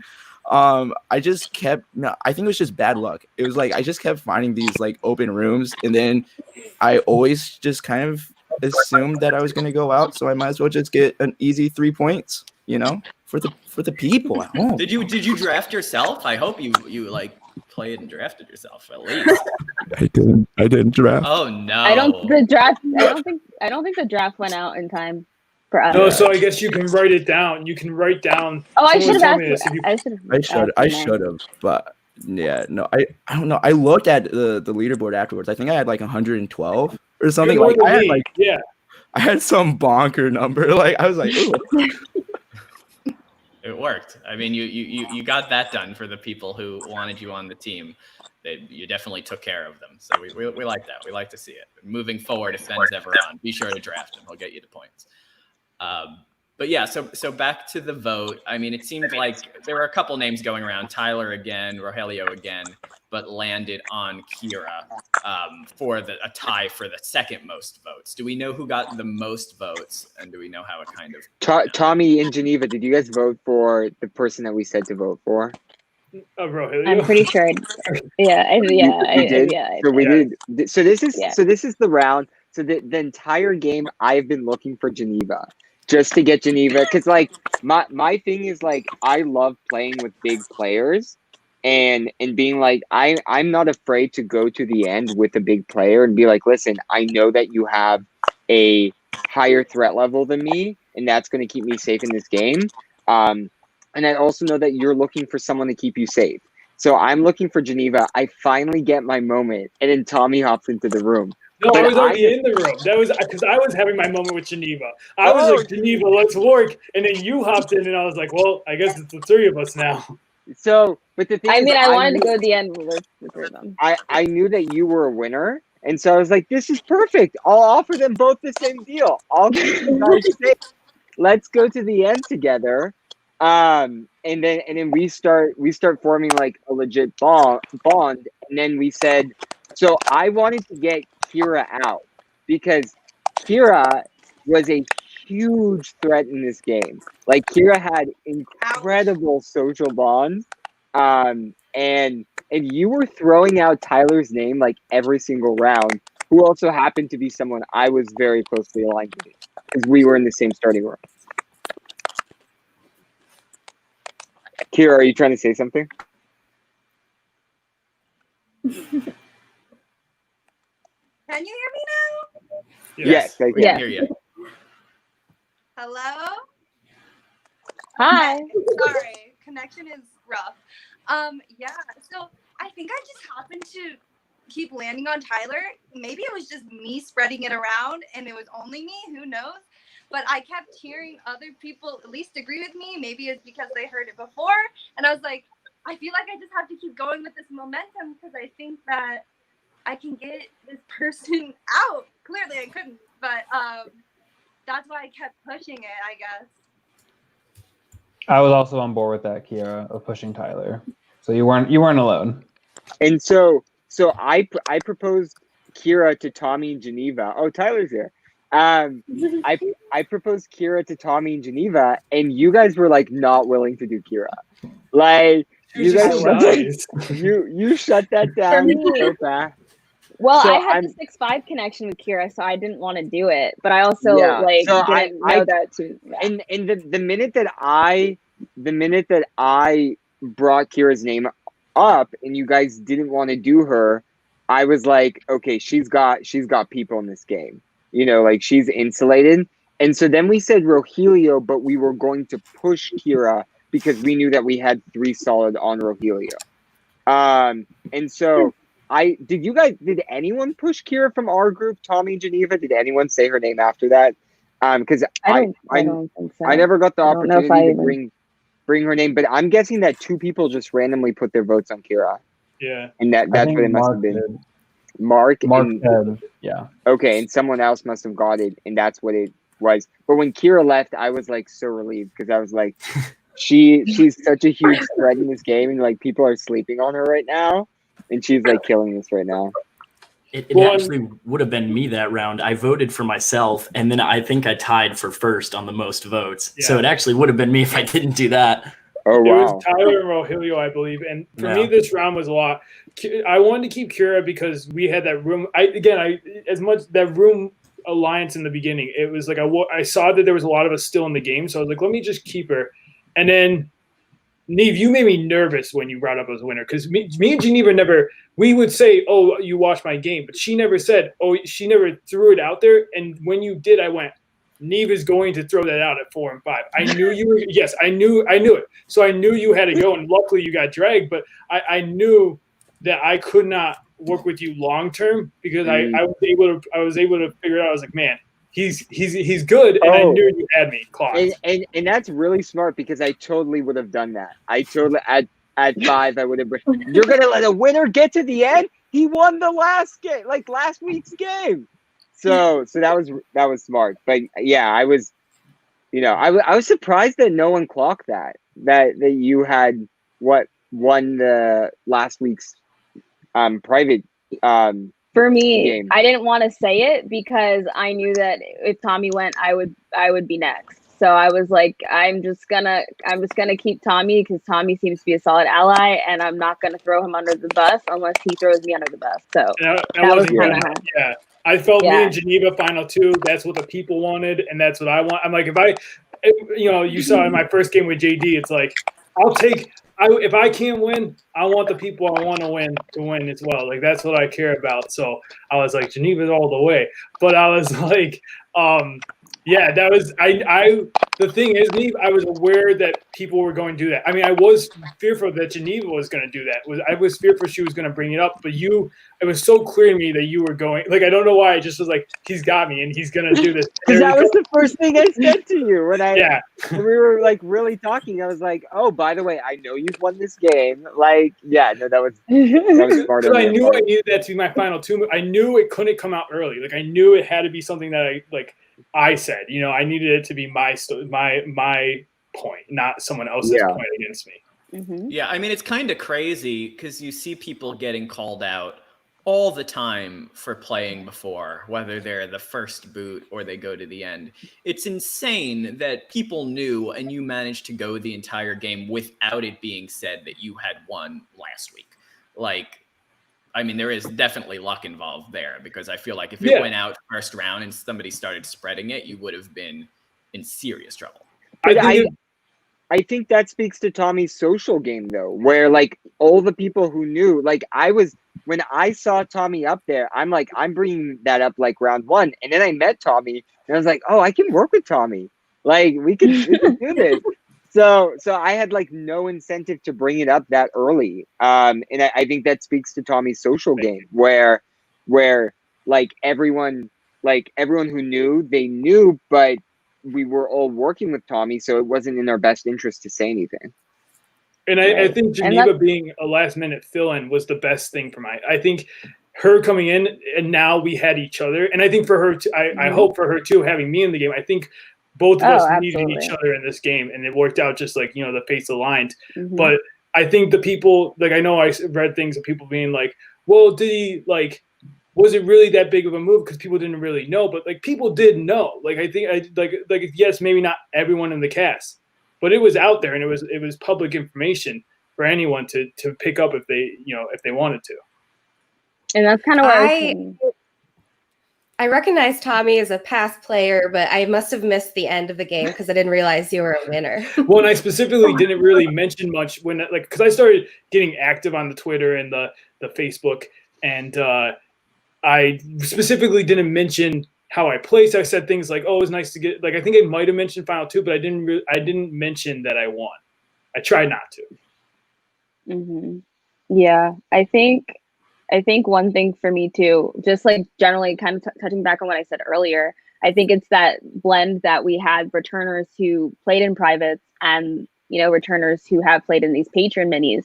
And I think Tommy had the advantage of his win was in a private that not everyone saw. So it, you know, like he knows he can play, but it's also like you have a situation where not everyone is aware that he can play. So that's a good thing for him. And then the people who know him, you know, who are probably also the big targets are like, yeah, I'm going to want to work with Tommy because I know Tommy has won. And like, that's good for me to have him as a shield as well. Yeah, I agree. But I do think one thing that a lot of like the big shields like didn't capitalize on was that not everyone knew that Tommy was this big threat. So Geneva, like saying that Tommy was this big shield for you, like I didn't view it as that. And like if you had like, well, yeah, I mean, I think I was clearly the most well-known person in the game. Yeah, but if you had for me, because I was working with him, if he left, I would have been vulnerable. And yeah, exactly your point, Nathan. Like, sorry not to interrupt, but what you're saying is, yeah, I mean that's why I made connections with Geneva and with the people I knew because I knew if it got out that the fact you didn't know, I knew, and you know, we'll get into it later. But final two, I knew you didn't know, and I knew it caught you off guard, and I knew you were a good player. That if you knew, you would not have took me that far. And yeah, I'm talking. Yeah, I guess I'm talking more about like towards the end game when Geneva's name started coming up a lot more because. If you had thrown out, like I was like sort of willing to like go against that because I think for people like I just think like if you let a winner get towards that end game, but if not everyone is aware of that, then they can't necessarily act as your shield. So yeah, right. And I think that's also. I was going to say that I think at that point it wasn't about targeting Tommy; it was about getting the target off of me because I was getting attacked at 7, and so for me. When I need Tommy as a vote, I can't go after Tommy. That doesn't work. That wouldn't have worked for my game. The fact that I survived this at 7, when I was getting at it and it like, you know, like back and forth, that I don't know how I did that. But like I had to fight. Like I know that's something we'll talk about more later. Yeah. But like if Tommy's someone I'm gonna rely on, I'm not gonna target him there. If I'm going to target him, I'll target him at Final Four. That would be more the sense to he's a winner. You can't let him go to the end. You guys got to vote him. But like I wouldn't have done that at that point of the game. Or we can talk about it when we get there. But or in Final 7, it would have been like it was either going to be Tommy or Geneva. Geneva knew in the back of her head she could always throw that argument out there, right? And I think that's why I like the idea of working with people like Geneva and Tommy because like if I need it. I can throw that argument there. If it's like me or them, right? I have that in the back of my head. And I think for the Geneva and Neve, it was in their best interest not to tell people. But for you, it was in your best interest for them to tell you because you needed that information. And yeah, we can talk about it once we get like later in the game. Yeah, but yeah. Anyway. So that ended in Kira's elimination. I know, Kira, I appreciate you very much for trying to come on here when you're at work. That's whole new levels. Let's show the Twitter. I would love to have you back when you have proper non-water cooler Wi-Fi. And Kira, I'm so happy that 6'5" has finally found you because like literally once Kira played in 6'5", we haven't heard from her at all. So the fact that she was able to play in this mini and that she made a Twitter, I'm so happy. And we're glad to have you as part of the family and in the chat now. So I just wanted to say that. I know I don't know where she is right now, but I just wanted to say that it was good to see you. I was we need that Twitter bump for the brand new Twitter too. We need it as a good way to start with the followers. I was so shocked and sad to see Kira go this round. I had started typing my vote for Rogelio and switched to Tyler. And I regretted not just sticking with Rogelio. Maybe we would have seen Tyler go. I voted for Rogelio. That's okay. It's I was just reading the comments earlier, and apparently my nickname was the cockroach because I was constantly being the one under fire, and I just kept surviving. So no hard feelings. Everyone was on it. I feel like it was really Kira. Like Kira was like a one-woman show against you, Tyler. Like. I jumped in the lobby once and she was literally like, Tyler. That was and I just went, one you're of my good. favorite I'll just moments. leave. After 3 consecutive rounds of Kira saying your name, she's just like, guys, let's just do let's just do Tyler. And then you immediately jump into there, and everyone in the room has no idea what to do. I knew what had happened. And I was like, oh God, they're going to feel so awkward. I might as well just leave. This one's a lost cause. Tyler, I literally kept hearing your name, and I'm like, no, I'm just going to keep the target ahead of me. And no, I've never voted you at all.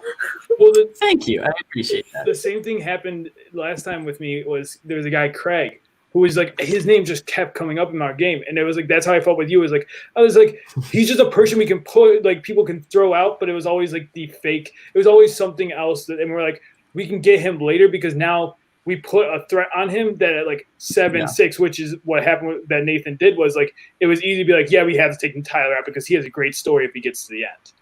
Right. And yeah, on top of all this too, I desperately had to pee for like 75% of the show. So like all this is going on. I'm like, that is great, but like, can I just run to the bathroom real quick?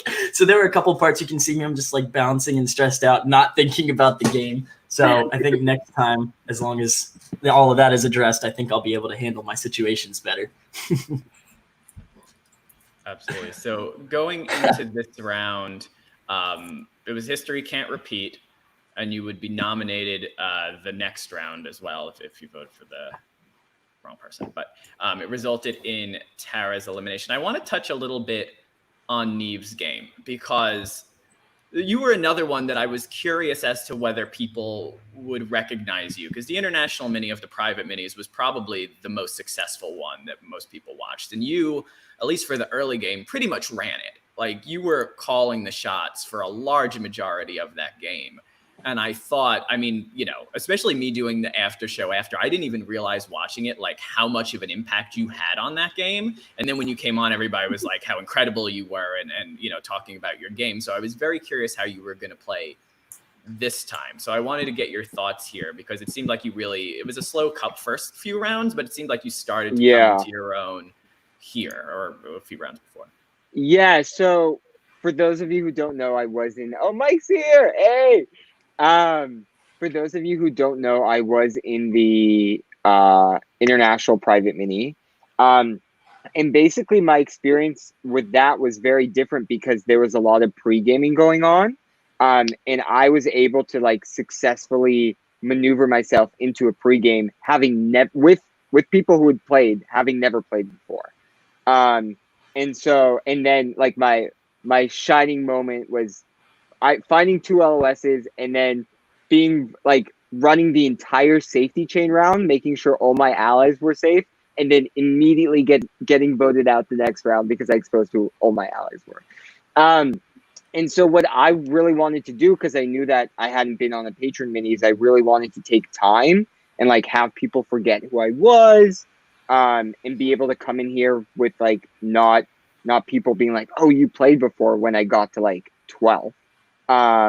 And so that was part of my strategy. And then one thing that I really felt like I needed to work on from that game to this game was my social game.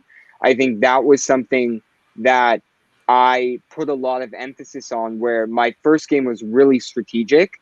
In this game, I was less like strategically motivated. I was a lot more socially motivated. And I felt like one of my kind of takeaways is that you don't need to be, even if you are someone who's like strategically inclined, you don't need to be super strategic if you have a great social game, right? Most of the time, you're not going to be targeted if you just spend the time working to make your alliances.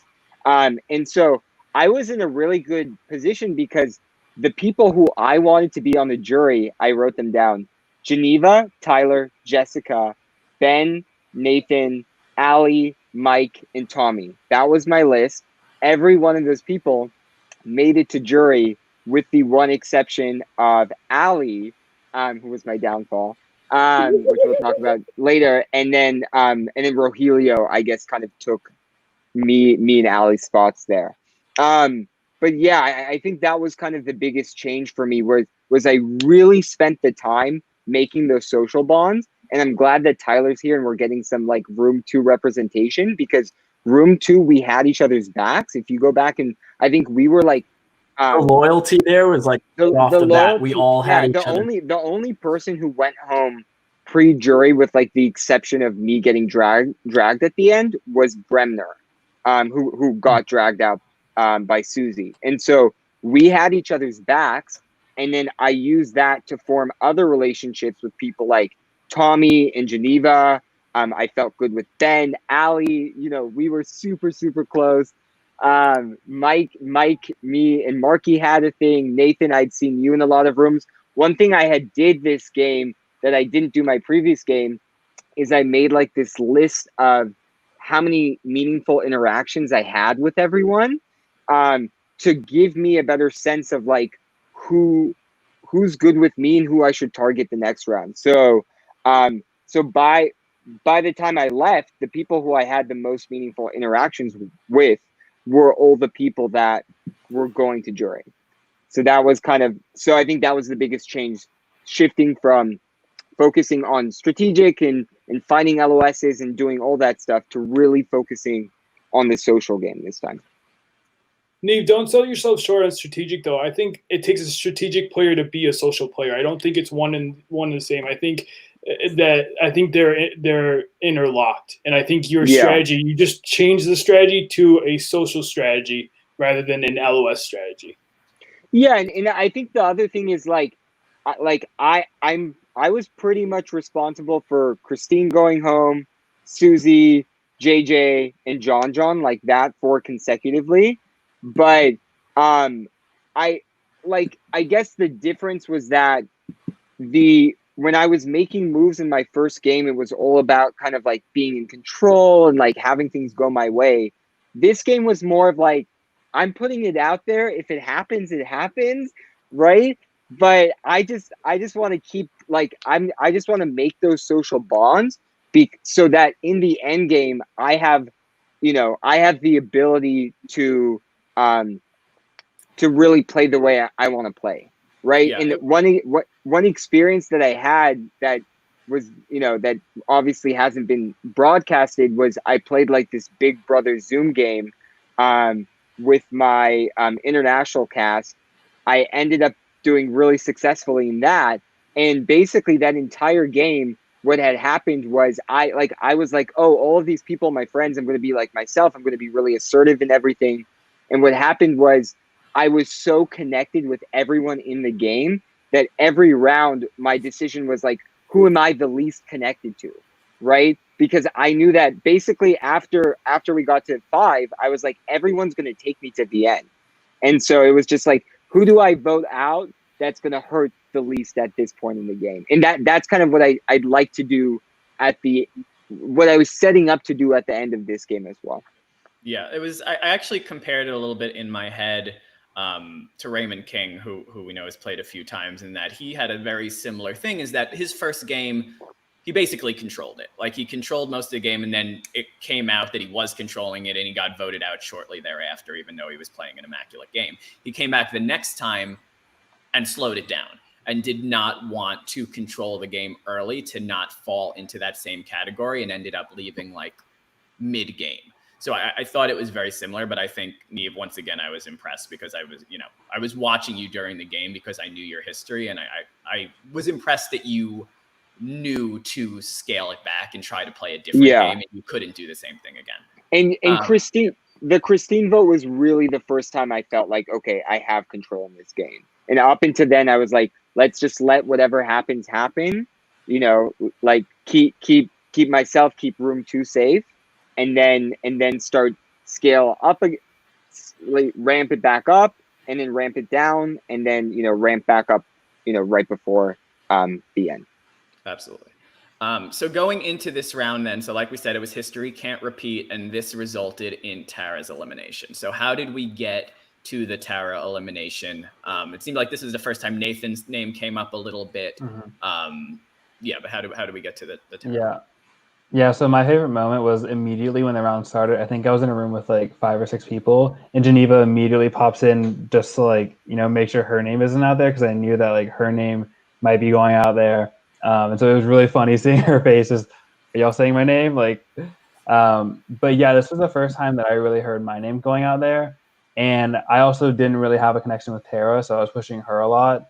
And I knew that even though we'd be nominated for the next round, I was just rounding up a bunch of my closest allies to be like, we need to do Tara. It's either, I think Jessica's name was also out there a little bit. Jess was out there. I think we were in a starting room and I was like, Tara and Jessica, I haven't voted for. And then you were like, let's go Tara. And that's where it kind of went down. And then I think I went to Jess. I think I went to a room with Jess and I was like, Jess, your name's out there. Go fight. But then I didn't even, I think I voted Jess and not Tara because I had a good bond with Tara and I didn't want to vote her. So, because I knew that she was working with me. So, but I think I kind of in that round, like just kind of mentioned like, these are the two names I'm hearing, you know, let's see what people are, you know, having to do, saying what's going on. I remember hearing Ben a little bit too, because I think people were realizing he was playing a really great game. So, you know, so those were some of the names and things that were going on, at least for me in that round. And I was just like hopping in as many rooms as I can to make sure I'm not hearing my name, because I'm like, I don't have an LOS and I don't want history to repeat itself for a third time. Yeah, and for me, I was like Geneva, I also was worried about history can repeat, because that's the ones where it's like I knew my name, I was aware that my name wasn't coming up, and I'm like, it could be bad. And so I also knew that I had an LOS at this point. I knew I was close to jury, so I actually threw my vote onto Geneva because I did not hear her name at all. So I knew she was probably safe. I wanted to get out of that majority, and I knew it was going on to Tara. So at that point, I threw her, and I also knew then I couldn't use her in case, like, I mean, I guess actually I didn't really know history repeat was going to get played twice, but it worked out in my favor that couldn't vote for her later on as well. Right. Unfortunately, Brandy wasn't in the game at this time, but she did tell me in an earlier round that she threw my name randomly in a round so she couldn't vote me at History Can't Repeat. So I was like, I really appreciate that you're thinking about me.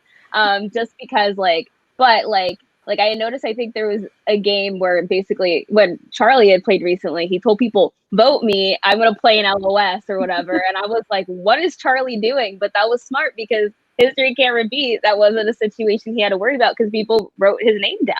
Yeah. Going into this game, my very first game, I had bad feelings about History Can't Repeat. I thought maybe I would not get many votes at first because I'm a woman and I figured I'd play under the radar. So I was definitely nervous about this going in. Yeah, I think this is actually the round that hurts under the radar players.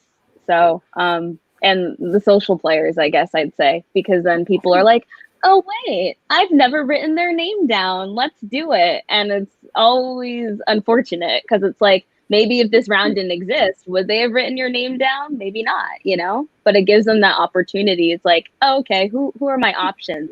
And I think a lot of the time too in this game, I tried to revote people if possible. Like if I had voted them before, if they weren't already out of the game, to make sure I had more options.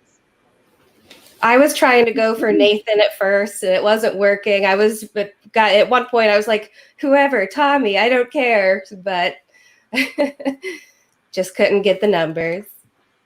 Yeah, I feel like this is around as a viewer too. Like you can kind of peg it so early as to, all right, well, here's going to be who's in trouble and History Can't Repeat, because it is just, you know, if you're playing a solid game and your name's not coming up and you know it's not going to get much traction, you know you're going to be in trouble for that round. You really do need to prepare for it. And like, I think there are ways now, and we're seeing kind of the evolution of the strategy of History Can't Repeat of trying to get one or two people to vote for you, even though it's a huge risk, just to know that at that round you can be completely safe, because there's a lot of times that there's few people to actually choose from if everybody's voting for the same people early in the game and they manage to stick around. So it's a hard round to maneuver for sure.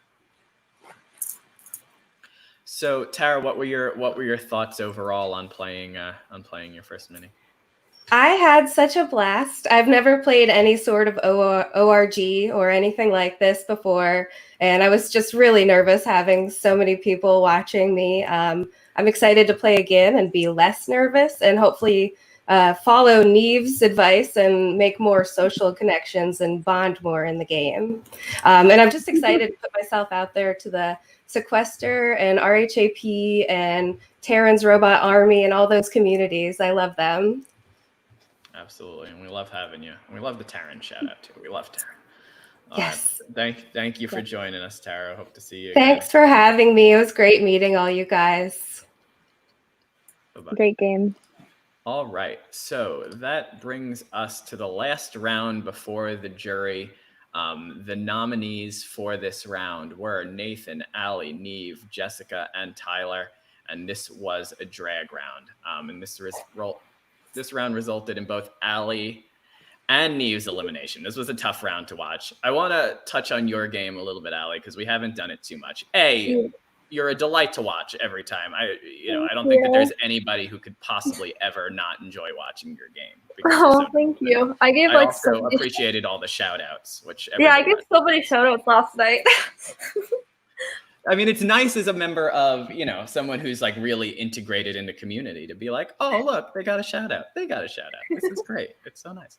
But yeah, I mean, I want to hear a little bit more about your game and your preparation, because I know you've been waiting to play again for a while. So what were your thoughts going in? Yeah, since like it's been almost 2 months since I played, so I've been like, I've applied for so many and I haven't been cast again until yesterday.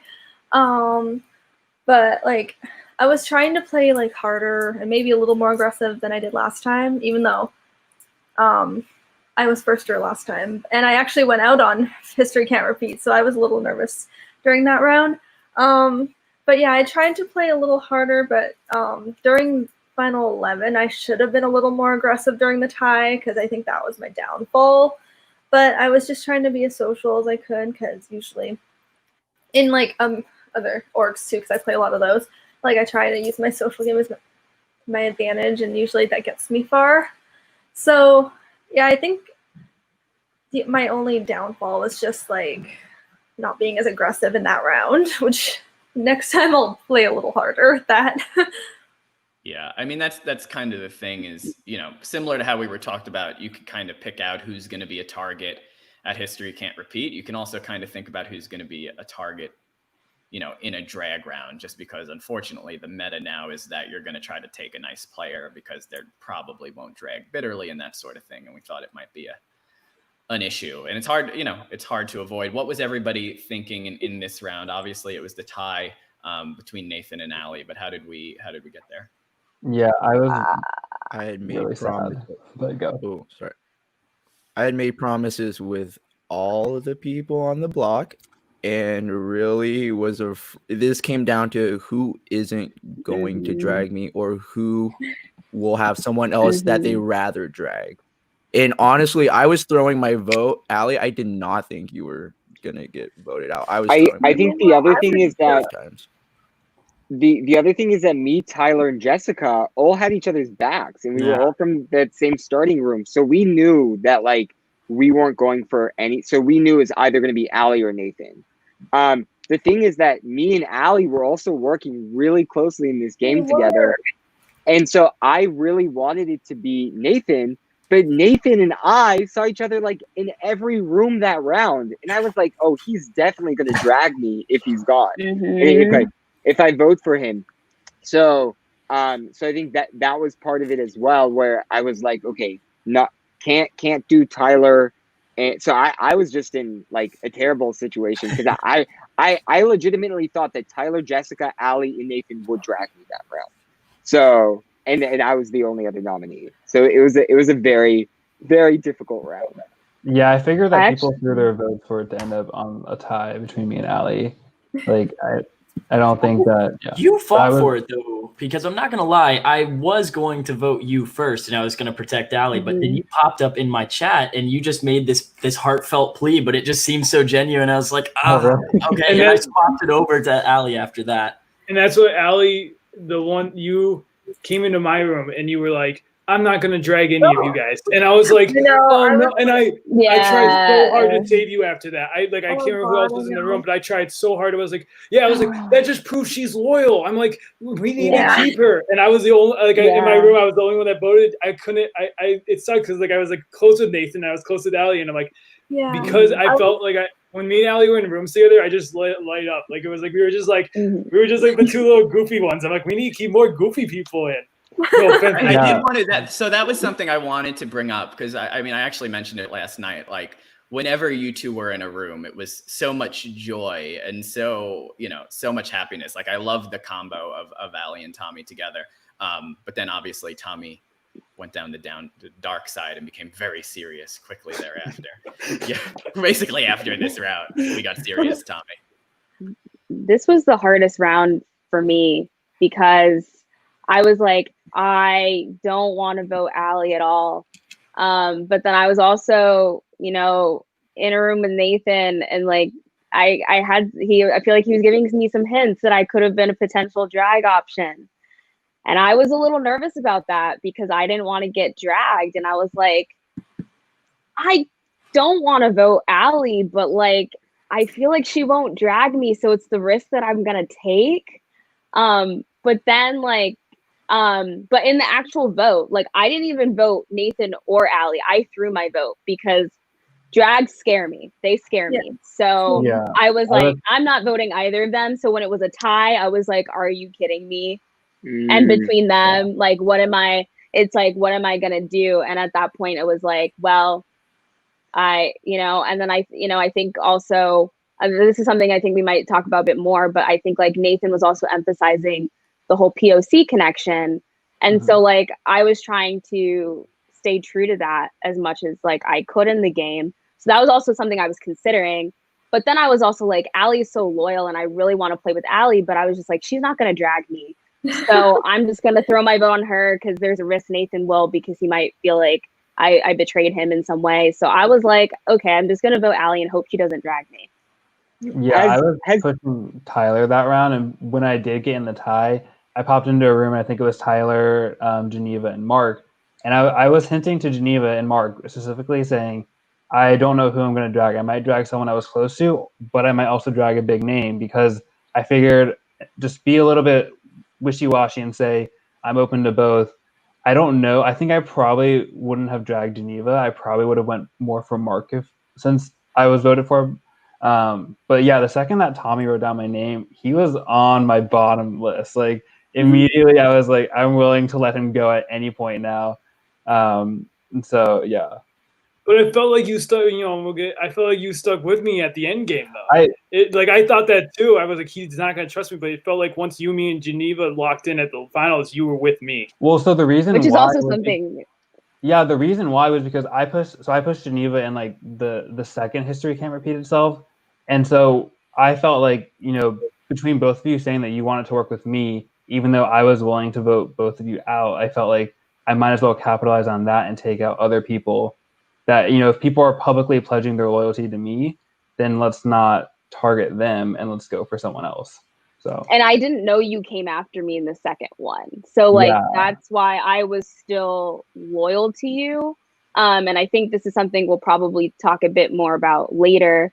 But that's why, like, with the jury, like, when you said that, like, basically Tommy and I were kind of, like, at the bottom for you, that was kind of surprising in the sense of the game to me, because it didn't feel like that. Yeah. But, and I was worried that it was going to get back to you. So just, like, with that safety chain real quick, like, that's why I didn't speak up, because I figured someone was going to say, don't give it to Nathan. He was just throwing out your name a second ago.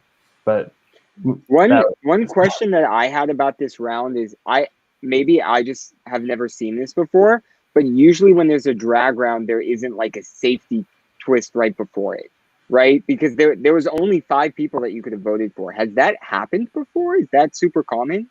It's become, I would say, the last maybe 2-3 weeks or so. That seems to be how it's been going. So it's rather recent. I got you. Yeah, because that was also another factor where I think that this round would have been a lot more simple if that wasn't the rule, and people would have just like thrown votes all over the place. But it put the 5 of us in a really difficult position. Yeah, and I think that might be one of the reasons it was done, because we had been seeing for so long with drag rounds, it's that nobody votes for the same person, and it's just 2 votes everywhere, and people go home at random. So I feel like this was kind of employed to prevent that, and that if there's 4 people up, you have to pick a name and you have to kind of like commit. It's a lot harder to throw a vote. And usually, I mean, now you have to think about it as like the person who's least likely to get votes is likely to get the most votes, because everybody's going to be trying to throw their vote. So it's makes it more difficult to maneuver for sure. Yeah. Yeah. So, Ali, what was your thought process? Once you were eliminated, in terms of who you were going to drag. I was worried for Geneva here. I figured she didn't vote for you the first time around, but obviously, I felt like that there was some sort of connection there to be worried about. But what was your criteria? I was definitely surprised, but it sucked being up against Nathan because him and I were pretty close, and also we were like in a starter room, so it sucked having to vote him. But yeah, I definitely just wish I was a little more aggressive and said like, oh yeah, I'll drag this person, like instead of just being my loyal self. When I just want to quickly say, when Ali prefaced her drag, like when she was saying like, oh, I feel like kind of like betrayed by this, I was like, oh no, it's me. Like, I don't know. Like at first I was like, no, I'll be fine. And then I was like, oh no, it's me. And then she goes, me. And I was like, I was still like shocked because I wasn't. Ali started talking, I was like, it's me. I know she's talking to me right now. But and that was the thing where it was, so I'm looking at my voting chart. I think the first time I actually did vote for you, which I think might have been an accident because I thought I was throwing my vote on Jessica that round. So apologies for getting you in that tie. But what happened was I was in this room with, it was me, Jessica, and Ben. And we were in that room almost the entire, like it was like 45 seconds we had. And Ben, I mean, I don't know what Ben ended up doing, but Jessica was like, I voted for Nathan. So I voted for Nathan, and I don't think I'm going to change. And I was worried that the tie wasn't going to be broken because, and this is an issue that I think players have in the game, where this was where like my game in the international mini died, was because the tie wasn't broken.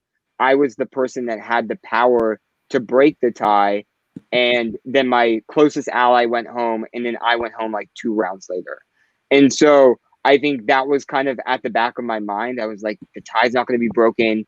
I'm not going home here. And so I was so concerned about literally having hopped every single room that previous round with Nathan that I was just like, I gotta hope for the best here, and throw my vote on Ali, which sucked. And because even if I would have made it past that round, that would have sucked because we were so close. Yeah. And I would have lost a really strong ally there. But yeah, I knew when you asked her to repeat the names and my name was first, and she was like, Neve, and then slowly said the other names, I was like, yo. Well, I mean, you also were like, you played a really good game pre-jury too, so that was also another reason. But yeah, I ended up dragging someone I thought was with me. Yeah, honestly, Neve, I don't remember running into you that round. So really? Maybe I just like blacked out, but I don't remember meeting you for like the longest time after that initial like round 2 or 3. So I don't know if I would have dragged you or not, because I just like didn't really. I think I was probably really cognizant of it because you were the person I knew that I could vote for, right? Okay. Because everyone else I was close with. So the fact that I kept trying to like throw your name out there, and I was consistently in rooms with you, made it like difficult for me to throw your name out there. And also I was constantly thinking about, like, I need to get away from Nathan right now, and so I think that's why I was so cognizant of that, and probably should have thought about it more from, like, probably wasn't as big of a deal for you than it was for me. Yeah, it was definitely a big loss because I feel like both of you had a lot of fans and there were a lot of people pulling for both of you, and to lose you all in one shot was rough. But what were your guys' thoughts? We'll start with Ali overall on both of you getting to play it again. I was just really excited to play again because like once I got the email the other day, I was just literally like, yay. I could not stop like being excited, but I also had nervous butterflies too because I was like, I hope I do good and I hope I don't get targeted for being a returnee. But I was just like overall like super excited to play again. And I'm proud of my game. Absolutely, you should be. You think you'll come back at some point? I hope. All right. Well, fingers crossed. And then Neve? Yeah, first of all, I just want to say, Allie, you did such an amazing job. Like, I was really pulling for you, and the fact that everything happened the way it did just like sucked. But for my game, like, this was a really, really great experience, and getting to kind of play again, doing it the way that I wanted to do it. I was kind of like thrown into my first game because I knew someone outside of the game, and they were like, you have to play this game, like this, let's do it together. So we like, I had only gone into that game watching like 3 or 4 minis before then. And so getting to play this game, I finally got to actually watch a few minis. I knew some people in the Sequester community. And I really got to play, a more social game, which is what I think was the weakest part of my first game. And so getting to kind of like come full circle and do it, in a completely different way, I think was a really positive experience. I also really love this cast. I saw on Twitter that, people were like, I didn't like the boot order, or it wasn't as entertaining as I wanted it to be. But I really feel like this cast was like some of the nicest people in the Sequester community. And it was really fun to be here with all of you specifically. I think that was something I really cared about, was playing with people that, were good people and fun to play with. And I think everyone provided that. So I'm glad that this got to be my second Patreon game, or my first Patreon game, second game total. Absolutely. It was great to see both of you, and I'm sure we'll see you both again at some point. Thanks for coming on. Great player. It was great to play both. Bye, guys. Bye. Y'all are amazing. Love playing with both of you. All right. So that brings us to the next round, first round of jury, which was, again, history can't repeat. And also what seems to be becoming a staple was the battle match. Ben, I praise you enough, but I'm going to do it again. Your performance was incredible. We were talking on the stream, and people asked, because I was kind of like pushing you the whole time, like, what is his prowess with like challenges like this? And I was like, I think he's some sort of gamer. Like, I think he does that. I'm pretty sure. I'm not positive, but I think. And then like you finished it so quick. It was insane. Like how quickly you finished the memory challenge. So were you confident in that round going into the battle match that you'd be able to kill it? So not only was I confident going into the battle match, I was confident that I was going into the battle match. I had played this game where a lot of times I'm just kind of in the alliance. I'm never the big name. I'm never voicing it. So my name I know wasn't really out that much. I knew that I had to be the logical vote for Tommy, because Tommy was in my starting room. Don't think he had voted for me at that point. I was pretty solid that Tyler was probably gonna have to vote for me, and Mark. I thought there might be a couple more. And it was just purely out of choices. So what it came down to is I was in a Zoom call a couple days ago, preparing for a private mini. And we had kind of been talking about the battle back and how do you strategize around the battle back. And I had then gotten the link to the puzzles, and I can do all except for the highly melanated one. I can do all of them in under a minute on the Sequester on the puzzle website. And then I saw the memory, and I was like, yeah. I knew I wanted to take Mark because early on in the game, Mark was kind of confused about how the game was going so fast. So I had this clear idea that I was going to have some kind of upper hand in this battle back because I kind of knew what to expect.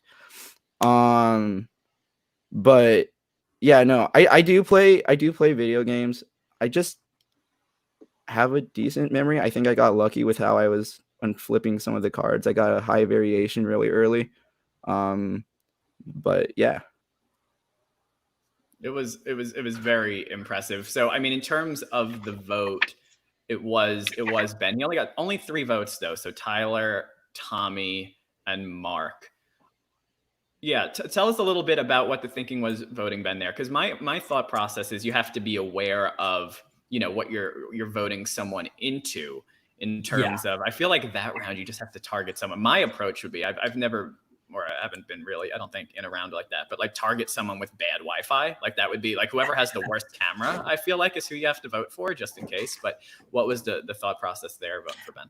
Well, it wasn't anything against him. It was literally just, I thought if I voted for him, he would have the least chance of getting eliminated out of everyone else. I knew I had been in the hot seat a bunch too. So I was like, I'll just throw my name out for Ben. There's no way it's going to affect him. And then they were like, Ben is the next one out. And I was like, crap. Yeah. So that was perfectly lined up from like, a lot of us had that theory.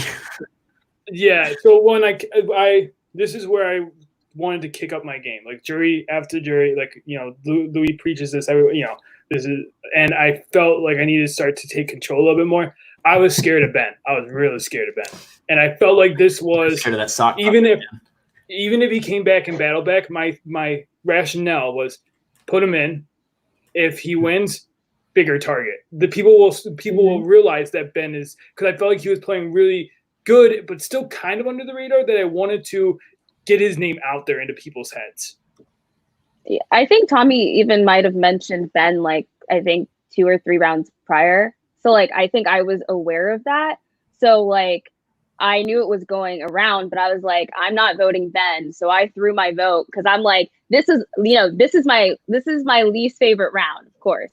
So I was like, I don't want to, like, if my name isn't necessarily out there, which, I now learned it was, I wanted to at least make sure I wouldn't be called for the battle match. And I think because, like, I felt like there was a chance maybe Ben could come choose me because, I am a big competitor and, like, that could be an easy way to take me out.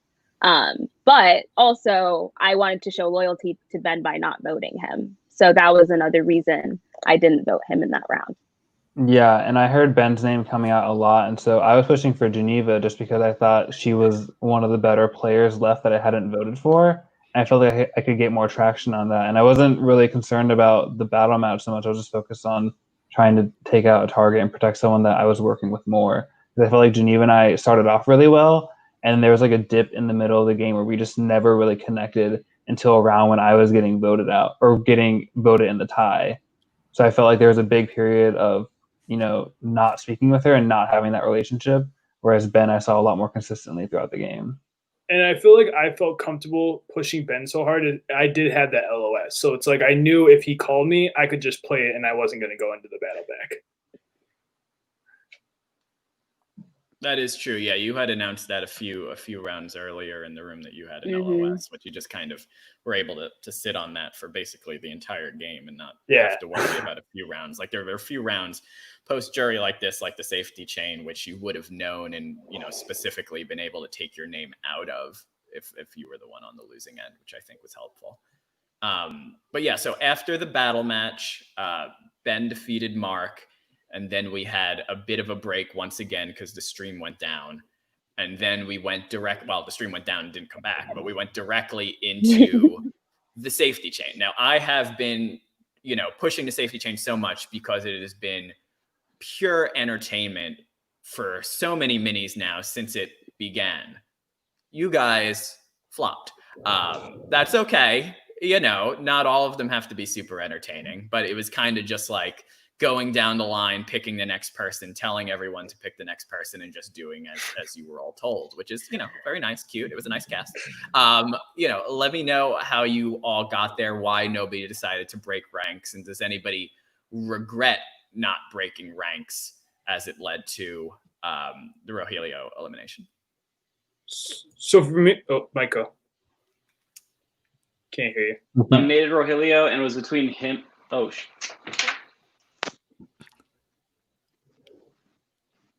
Yeah, and I'll just say real quick for me, Mike and Tyler. Mike and Tyler had I don't know, this is weird now. We had early on, I kind of pulled it. I talked to Ian a lot. I don't know if you know the guy from my game that people love. We talked about safety chain a lot, and that's like his big, like, listen, if you play with Ian, Ian's going to push the safety chain on you.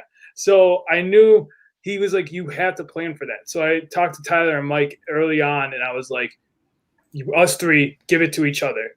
And then I came into that, and I was like, well, I was like Louie, I was like, this is going to get hot. So I had to come in. And I was in this game, I felt like I had to read the room a lot. There was a lot of times I felt like I wanted to come in more aggressive, but I felt like no one else was, so I had to temper myself a lot. And this was one where it's like, I was like, Geneva, we work together. And then no one said anything. I'm like, okay, thank you. Yeah, I'll say why I didn't say anything, because I would have spoken up, and I'm that person that would, but I had just thrown Geneva's name out into a room full of like 4 other people. And so I thought if I immediately say, Geneva, give it to me, someone's going to be like, Nathan, you just literally threw her name out a second ago. And that would have been, exposing me. So I was really hoping that it would just go to someone that I could then convince to give to me. But eventually I just started to speak up. The reason I didn't go after Geneva right away is because Geneva was the one person I felt least likely to give me the chain at that point. And when I was like, after the battle back and sitting in the room and looking at everyone, I felt pretty confident that, like I said earlier, if it came down, I thought it was going to come down to me and Rogelio, and I knew that I could just out-talk the water mic. And so I was just kind of cool to let it all play out without having to go over the top to become the target. Yeah, when Jessica told me Ben, I said, Ben, I want to say Ben, because at the end of the day, if you didn't go with whoever they said, you're the next out right away, no discussion. But Ben and we did work a lot, and I felt so bad sending Rogelio out because I worked with him a lot too, and he was like, man, come on. I was like, oh no, like I can't do it. But yeah, it's unfortunate it happened that way, but I was not gonna let Jessica I didn't want to go against her word. That has to do a lot with like the All-Star Mini, and what's been happening a lot with now that safety chain is at 8 is like, because it's so open, I think it is hard to go against. If someone says a name, it is hard to go against it because it's very easy for them to turn that onto you the next round. Yeah, I really didn't want to get to Tyler, but I think Tommy had told me, so I was like, okay, I'll do it. So for me, safety chain has always been a little form of trauma. My very first mini, it was at Final 13, and I was jumping from StreamYard to StreamYard. I literally had probably 40, 50 tabs open. I was trying to go like crazy. I kept getting room limits. I kept going into rooms with people who were already safe, and they would tell me to keep going. And, unfortunately, I wasn't saved. And so, like, it was really unfortunate. It sucked. And, this time around, when I heard that we had, history can't repeat in the early game, I was like, maybe we're getting a Final 8 safety chain. And after seeing it on Friday, I, like, really loved it because it was different, and it gives everyone a fighting chance. Because like if your timing is off, then it can mess up your game.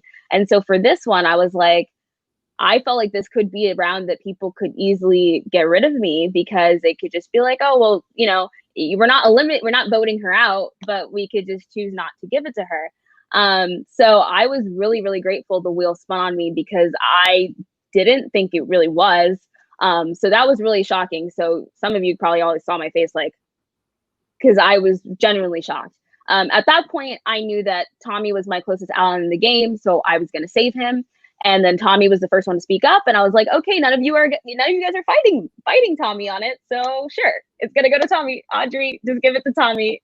Give it to Tommy. And then I was like, and then I guess Nathan was saying, and I was like, okay, well, Tommy, give it to Nathan. But again, I didn't know Nathan was throwing my name around in the previous round. So like, if I knew that, that would probably have been a much different situation for me.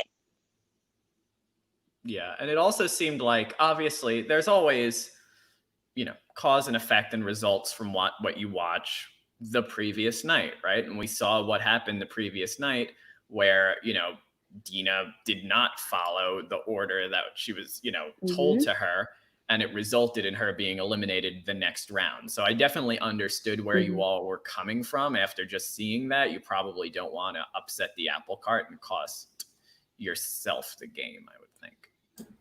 Right. Well, especially it being my first time, and I've only watched a little bit, so I wasn't too familiar with what was going on. So as I'm seeing the trend go through, I'm starting to realize if I don't follow this train, I'm going to be the next out. So I really just wanted to pick Mike because, we had already talked about this loyalty thing, but then I believe I was told to pick Jessica, or I can't remember who it was, but either way, I was like, okay, I will pick her as long as you get Mike. So I had to try to weave it around. It was cool though. It was fun. Everyone was just so nice. I didn't want to disappoint anybody and break the chain. Yeah, and the fact that you said that you would pick Mike or Jess, that made me tell you to save Jessica, because I figured then you would tell her to save Mike, right? And then that would get my two closest allies, the chain. So right. And I felt good as long as Jessica eventually got into power, because me and Jessica had been in a room by ourselves for multiple rounds at that point, just happenstance. So I felt really good about her as long as the conversation kept steering into getting it to her eventually. I don't need to be the one constantly begging for it, I guess was kind of my thinking. Yeah, at this point, I felt like I was starting to see the pairs. In my eyes, the one that I knew I needed out soon was Jessica and Ben, because I felt like I had the least relationship with them. And then I knew I kind of had relationships with Mike and Tyler, and I knew they were a pair, but I knew they would still keep me around as much as they could. And then I felt like me and Geneva were locked, and I felt like Nathan we kind of picked up with the safety chain. That was the point where I'm like, maybe we have Nathan now. And I think that's where, he said, I think us being so positive towards him made him be like, well, no, I probably should have helped them a little bit here. Yeah, I was worried that if I immediately, after being saved by both of you, if I immediately tried going after you, it would just be such bad jury management, and you'd feel so burned. Well, it did happen, but not exactly. Yeah. But we'll get there later. So. Yeah, for sure. Yeah, and I think also, going back to what we previously said, eventually the mic caught up with Rogelio because he couldn't really, even if he wanted to, fight all that hard with that microphone. So it definitely was the end of the game there. It brought us to the next round, which was the bounty round. And this is where Mike began to take over. Let's talk a little bit about that, as it was you talking for basically the next 3 rounds. So we're going to be talking to you a lot here, but what was your thinking, trying to push Geneva, obviously, a big name and a threat, obviously. What was your thinking to do it then? Because I understood where you were coming from in doing it. I thought it just might have been a bit too early. So why did you choose to do it there? Yeah, well, first and foremost, Geneva, the way that came off was aggressive and demeaning. I very much apologize for that. Totally realized that after. And I just wanted to do that first and foremost to your face. But yeah, to my, no problem. To my fucking my own game up, back to that. It was Geneva I saw as a huge, huge threat because everybody had this great relationship or great things to say about her. So I thought, maybe if we can rally the votes against her, we'll have the opportunity to get a big player out of this game. And I thought that she, out of everybody else, had the least amount of conversation with me about the game. Me and Geneva were in rooms together, but we were never, I'd say when it's a room of 3 or 2, you can kind of be like, yeah, guys, this is our squad. I never had that with Geneva. And at this point, all I had was Tyler. And everybody else in this game, I was like, shit, everybody else definitely has deals. All I have is Tyler. I need to make a big move. And I had a feeling Tyler wasn't going to stay because his name was constantly being thrown around. So I said, okay, I need to make a big move here and try to go for Geneva. So that was my thinking. Oh man, that round just blew my mind because at that point you started going guns blazing. So I was like, okay, if he's doing this now to everybody, eventually this is going to turn to me. So I started questioning the moral side of it, but at the same time, he was the last one that I was super loyal to other than Tommy. So I was like, they're like, who is it? Mike or Geneva? And I'm like, I just have to go to the bathroom. I'm not really sure here. I need to think about this. And then out of nowhere, Nathan just throws my name under and I didn't really catch it. I didn't think anybody really heard that, but then apparently enough people did. And well, I was trying to get on Jessica with my bounty. I was trying to get on Jessica, and I was trying to get people to leave the room too. But Mike was so loud that no one could hear me. I didn't hear you. I didn't hear you because I was just trying to shout back because I didn't know what else to do. And then I started to be like, yeah, and then I got in. I was like, it's hard because I don't shouting. I'm not a confrontation person. I don't know if you guys know this. Super so passive.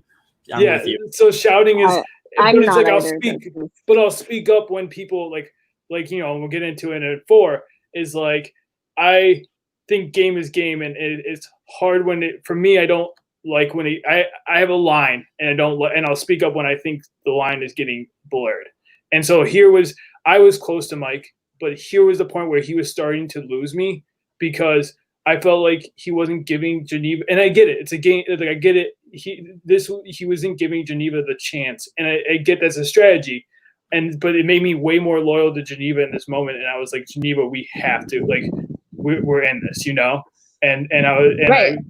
Yeah, absolutely. Yeah, I at that point I was honestly, my back felt so against the wall. I was just splurting. I was just like, oh yeah, just yelling whatever I could because I was trying. I was like, what did I do to Mike? I mean, like I know what you mean in terms of like we probably didn't have a lot of like one-on-one moments, but I felt really cool with you, and I wasn't coming for you in that round at all. So, and even me voting Tyler, I was not expecting to even do that. I honestly, because the one thing was in the game was I kept running into you guys. So I think we had overall a pretty solid relationship. So I wasn't really you guys weren't on my radar at all. And even though one time I did tell Jessica oh, your name is out there, I felt like I ran into her the least at that point. And I also knew Ben was a target. But for me, that's why I kept asking people what are your bounties? Because maybe that might be a factor. I'm like, I'm not gonna vote Tommy. I was like, of course Audrey would give me Tommy, but I'm not gonna go vote Tommy when I know he's the one person that has my back here. So then I kept being Tommy, Nathan, somebody who will you guys and I said Jessica, but no one, I feel like no one heard me or something. I'm not gonna lie to you guys. I was making names in a hat, and I was just gonna pick that way. That's what I was doing last night while y'all were arguing. You could just see me ripping, and I was singing a song on mute. When Nathan, you pushed Tyler, and that was a great move for you because it was genius. We needed to at that point, me and Geneva just needed to get a name, and then you took control of that and got Tyler out, and we had to go with it. Yeah, and the reason I did that was just because Tyler, we never met for half the game. At all. I've been in more empty lobbies than seeing you in one. Yeah, and you'd we'd get into a room and you'd immediately have a room limit and you'd leave, and I'd be like, okay, cool, let's just keep pushing Tyler. So out of the final 7, you were the one that I had the least connection with. Yeah. And you're my bounty, and I have Tommy and Geneva saying, Nathan, tell us who to vote for. We'll vote with you. And I was like, okay, let's throw it on to Tyler, and it'll get me safety. So it worked though. Oh, yeah. No hard feelings. It worked. I mean, it was literally my first time playing, so I didn't expect to get this far. So I was pretty content with how it played out, honestly. Yeah, and you survived the boot so many times that the fact that you got as far as you did, the cockroach. Compliment to your game. You kind of give me Brett. The what? The vibe from the BB player, the Brett, or is it his name? Brett. Oh yeah, Brett. Yeah, Brett. Yeah. I can see that. I see that for sure. Usually I ask what were your thoughts on the game. I'm going to go a different track with you, Tyler, and ask about your YouTube channel.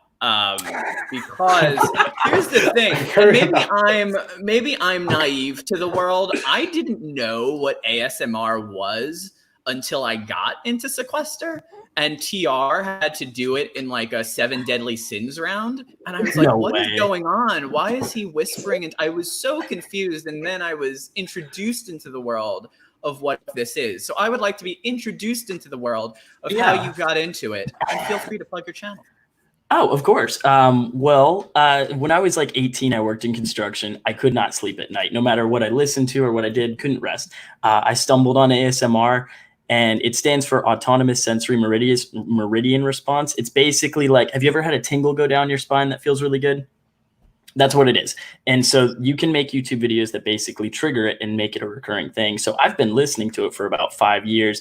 And earlier this year, I was just COVID bored. And I was like, I'm just going to start a channel. Why not? So I bought a microphone. I already had a laptop, just started doing it just for fun. But I mean, if there's going to be clout out of it, it should be down below ASMR Padawan.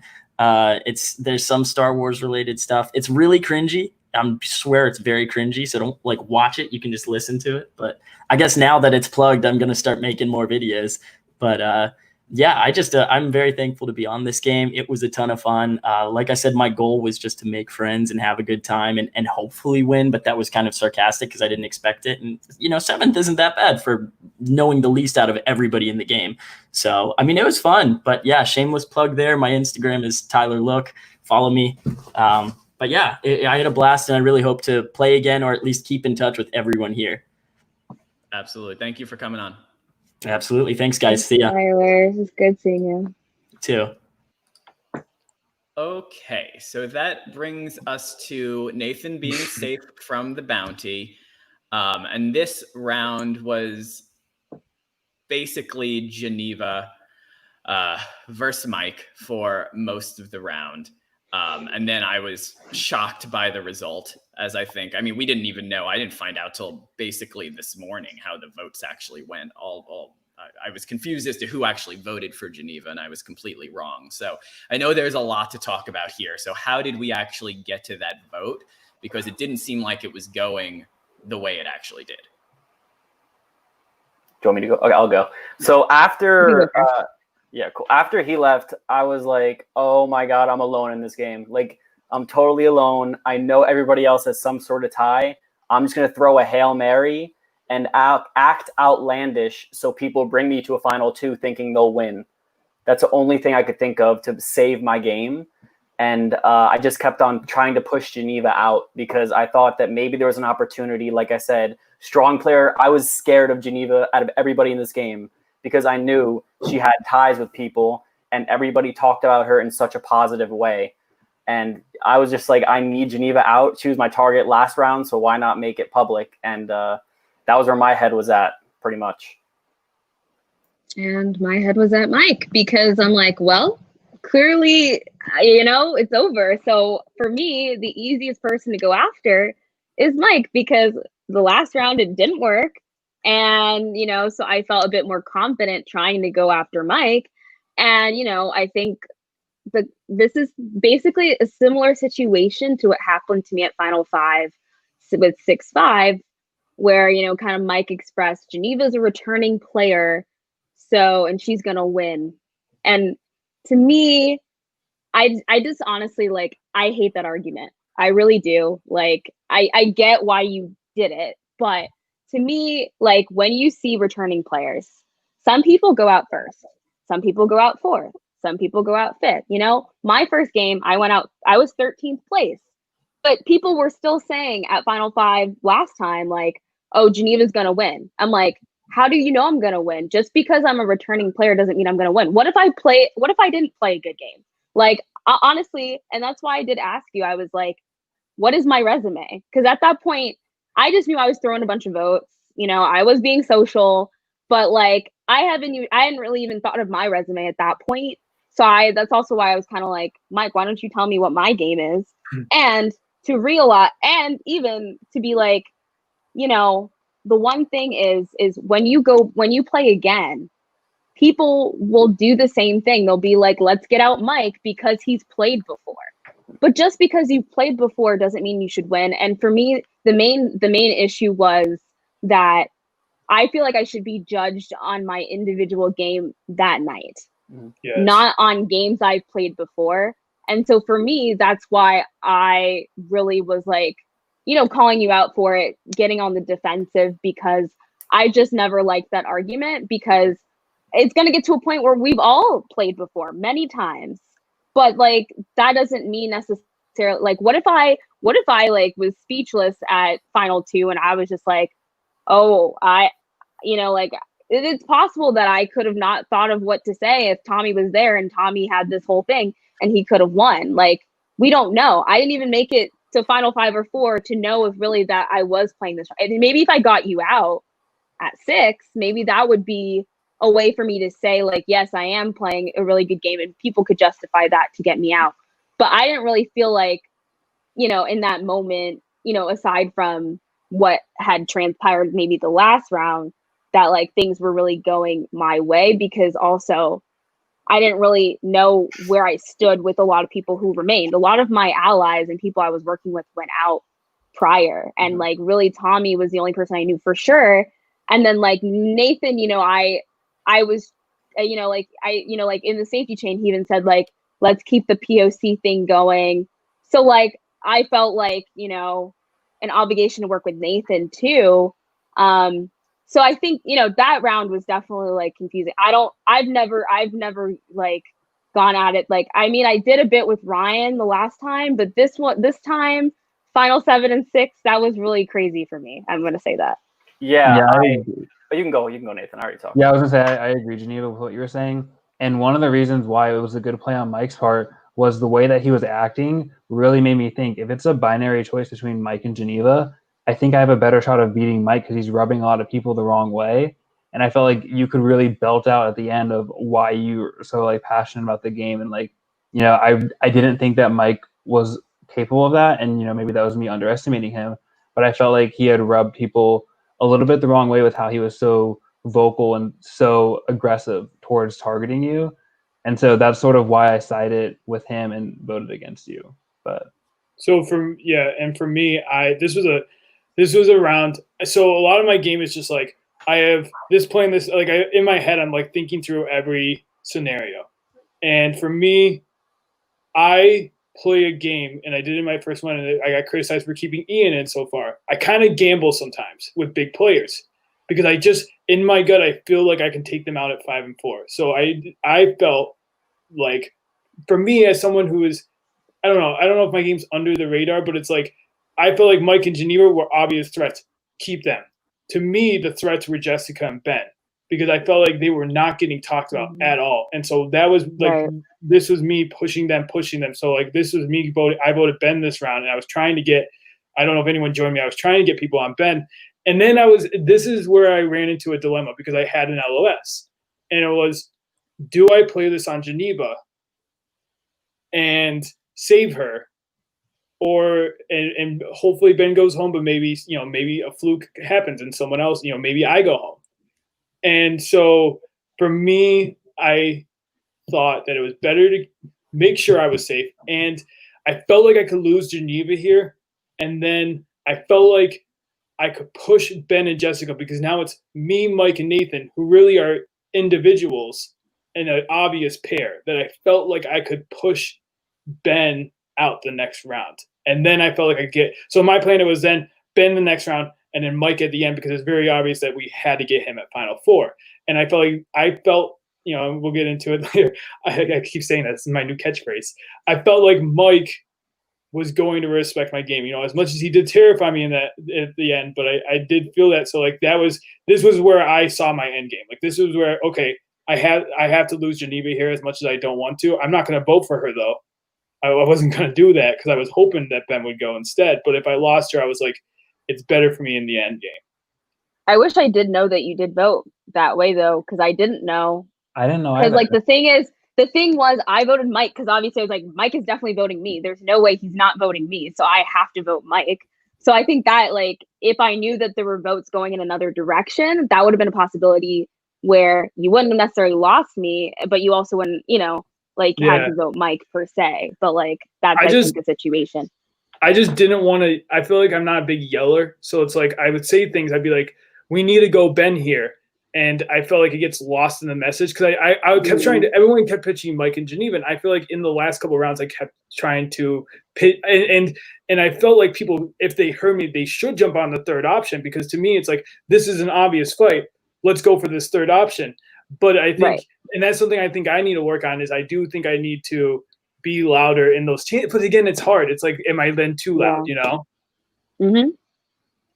I mean, there's different ways to play the game. And that's kind of the thing, is that, you know, I go on the opposite side, as I just try to basically talk over everyone. And that's not always, I think it's more impressive if you can convey your message without having to do that and just having people go along with you, right? It's not necessarily the loudest is the best player. It's however you can get your message across and get the result that you want done. Sure. Yeah, but that's also why I didn't necessarily think that I had played the strongest game, because I don't really feel like I was able to seriously convince people to really do much for me. And I don't think I've ever really been able to do that much. Like, sure, I have had allies and there are people I work with, but like, I mean, it's clear like that obviously was not able to work here, and it didn't work when I had my supposed close allies from room 2 and 6-5. And a lot of them now have said they wish they voted with me in that moment. But like, so it's like, I feel like I don't necessarily have that, even though people think I do. You know what I'm saying? Like, maybe to an extent, but it hasn't worked twice. And I've had to be vocal. Like, there's no way I can obviously be quiet because I am the target. So. Yeah. Absolutely. Well, Geneva, I mean, it was a delight to see you. You played yet another wonderful game. Where do we go from here? What were your thoughts on the night? I know you have some private minis coming up as well, correct? Yes, I have the Hispanic Latinx mini on Thursday, so be sure to tune into that. We'll have a wonderful group of people. And then the famous showdown is coming up with 5-8, 6-19. So that should be a good one. I believe that's August 11th. So stay tuned for that. And then there's another one that may be in the air, but I can't announce that yet. And then basically you can follow me at Peace Love Jen on Twitter and Instagram. I tweet a lot about Sequester, you'll see even more about Big Brother in the coming days. Survivor, I tweet about a lot of reality shows. I tweet about just random things. So if you want to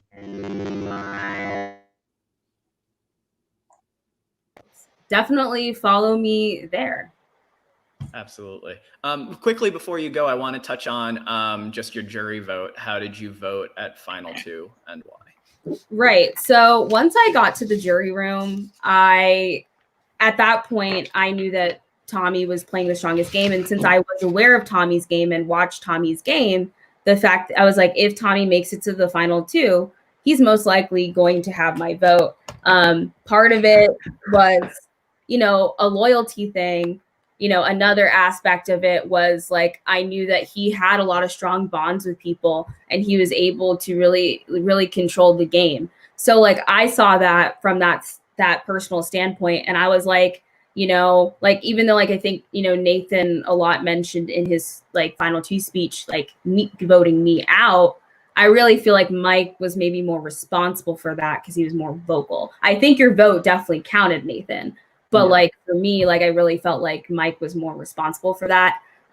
So like that's where I would have given him more credit for that particular vote. I did wonder though, because I was confused because I did hear an LOS was played ineffectively. And then I was like, wait. At first I was like, maybe Mike played an LOS, but I was like, no, because I would assume it would be effective. So it was just a really confusing situation for me because I didn't know how to respond. But when I did get to the jury room, everyone in there did tell me like they would have voted for me in the end. So, I mean, I guess like it's understandable, but I think, and everyone I think in that room at the time was like, I think we're probably going to vote for Tommy if he makes it. So I think that was kind of like the thought, like with who else was really in the game. I know a lot of people were talking about Jessica's game and how they really like enjoyed her game and were really impressed with her gameplay. So just know that Jessica, that, people in the jury were really impressed with you. And so, I think, I just generally briefed them on what was happening in the game and everything. And, so that was that experience. And, I'm glad Audrey, called me to play. It's always fun to participate and be part of Sequester. And, it's changed my life in so many great ways over the last few months, allowing me to have so many great opportunities like Podquester and playing in these minis and getting to engage with so many people from all over the world, which has been really a blessing. And I was happy to play. Definitely intimidated though, because I knew I was going into a fresh meat mini and I knew that I would be a target. So, but I was like, why not? Why not? Absolutely. We love you, Geneva. Thanks for coming on. Thanks, Louie. Love you too. Bye, guys. I will. Kick ass in the next ones. All right, so Final 5, we had trivia. Tommy and Nathan got safety. I feel like this round was you just trying to convince people and nobody was really going for it. I think you kind of set the stage for the Tommy win, or at least Tommy's placement of what he needed to do it for. by pitching Mike so hard as the biggest threat, it kind of let Tommy just go along with that. Did you think that you had any shot here of swaying people, or did you think your time was kind of up? When Geneva left, I knew that I was probably next. The only reason being is earlier in the chain, Nathan had talked about wanting to keep POCs around. And then I took the Geneva leaving as the signal as that was kind of out the door. And so up until that point, like going into this round, I think my best bet was going after Mike because Tommy, we did have that starting room and I tried to get you on the ice cream and I hope that tried to prove loyalty. And then I felt like I was pretty close to Nathan and I felt like Mike was kind of, just kind of running it. Like the past 2 rounds I had voted Mike, not really. The only reason was just because I wanted to have more discussion in the next upcoming rounds. And to me, I guess my best bet was to try and hope that Jessica and Nathan would vote with me. But I wasn't too optimistic here. Did anyone else consider doing anything, or was it always pretty straightforward? I needed Mike as a shield at this point for Final Four, so for me, I had to go Ben here, and I felt like I was pushing him all game, and like I said, I thought if Mike goes out here, it's me and Nathan, Jessica and Ben. They turn on me. Nathan turns on me. They vote me out at 4. Like that's obvious what happened. So I felt like this was, and I felt like I needed safety in order to not even be up for 5. So that was like I was very thankful for that, and then I felt like I just need to push Ben as much as I could. Yeah, and I think I made a mistake here by trying to target someone that was just like my most removed ally. Like I felt like the least connected with Ben out of the final 5, but I didn't look at how that would set me up for the end game. And I feel like had I taken out Mike, that might have been a better shot, but who knows? Yeah, it didn't seem, it was kind of quick into decision making. Ben, I feel like I'm your biggest fan in the entire Sequester community. I tout you nonstop. I'm already on the Ben for All Stars train. I don't know what Audrey's doing next week, but I feel like if it is a general All Stars, you need to be on there because I find you so entertaining every time you're on. Thank you. I appreciate that, Louie. That means a lot coming from you. Well, thanks. Yeah, we need more Ben content. Obviously, I feel a better showing this time around. Do you feel like you enjoyed it more? Did you enjoy the experience overall? Yo, I was way more nervous for this one than I was the 627. Partly because like there was like talk in the community about how that one had kind of flopped, and I felt, I had gone out right before jury or 2 rounds before, and so it was kind of just like trying to make jury. And then once I got there, I was just kind of shocked and happy to be able to just keep going as long as I could. I had a absolutely amazing time. I think this cast is full of some wonderful people. And yeah. Including Murph. We love Murph. Yo, okay, yeah. I don't know where Murph is. He told me he was just gonna dip out. Said he was gonna see me August 5th in the house. I don't know what that means. Oh, scandal. I know. Who knows where he is? Yeah. There we go. I can't wait to see him on the cast reveal. I'll be watching the feeds intently to see how Murph does. Yeah, watch out for that one. He's sneaky. Yeah, Murph for Pet Quester. Yes, Murph for multiple games. Quickly, Ben, before you go, tell us about your jury vote and how you decided upon it. Originally going into the game, I was going to ask you guys about how you felt about Survivor Gabon as an overall season, yay or nay. And I was just going to go with whoever else loved Bob Crowley as much as I did. And then, and then with kind of like the Asian triple back to back when it happened, and I just felt like I had given them so much loyalty early on in the game. It was only right for me to vote with however their voting records went. And it then turns out, even though Tommy lied to me, y'all were tied on that, and I would have picked Tommy either way. Thought Tommy played a stellar game. Not to take anything away from you, Nathan, because you guys, for sure. You guys all both played. All 5 of us, everyone in this game played pretty fun game. So, yeah. Absolutely. Thanks for coming on, Ben. I'm sure. Thanks for fingers crossed having we'll me. See you soon. Absolutely. All right. See you. You guys have a good one. See you. All right. So that brings us to the final four. And it was a lot. I feel like we have to address it at some point. I'll let Mike kind of take the floor first. I mean, I want to say something because I feel like we need to be careful in the community, but I also want to, I liked your passion a lot, Mike, and I feel like I don't want to lose passion in this game because I feel like it's very important. Like, I feel like the fight that you showed was great. And I love that. I love that on Sequester. That's how I play. I fight as hard as I possibly can. And I don't think there's anything wrong with getting loud at all. I feel like you can't shout that out because it's a strategy. And if it works, it works. I do think, though, we need to be careful about what we say specifically. And that's what I want to get into, because I feel like in a lot of cases, what you said there, and it was, you know, passionate in the moment, was a lot.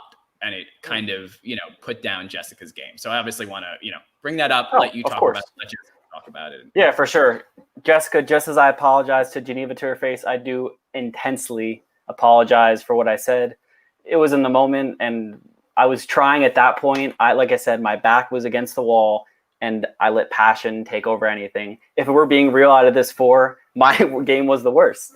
At that point, I thought Tommy was definitely going to get to the final two. So it was between you and Nathan.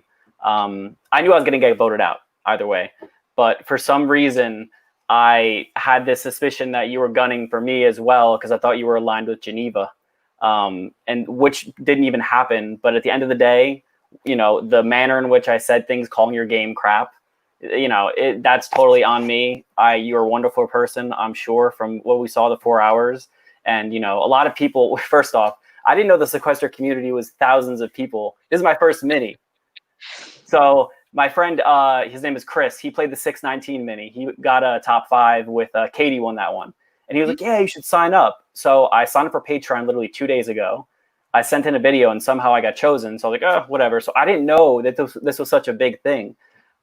So then I go to the game or whatever, and after, my friends are like, yo, like, look at Twitter, look at Sequester Mike. And it was literally just like me getting canceled, the tweets and tweets and tweets. And I was like, oh my God, like, I definitely crossed the line. And, you know, I'm so sorry for that, Jessica. You did play a great game.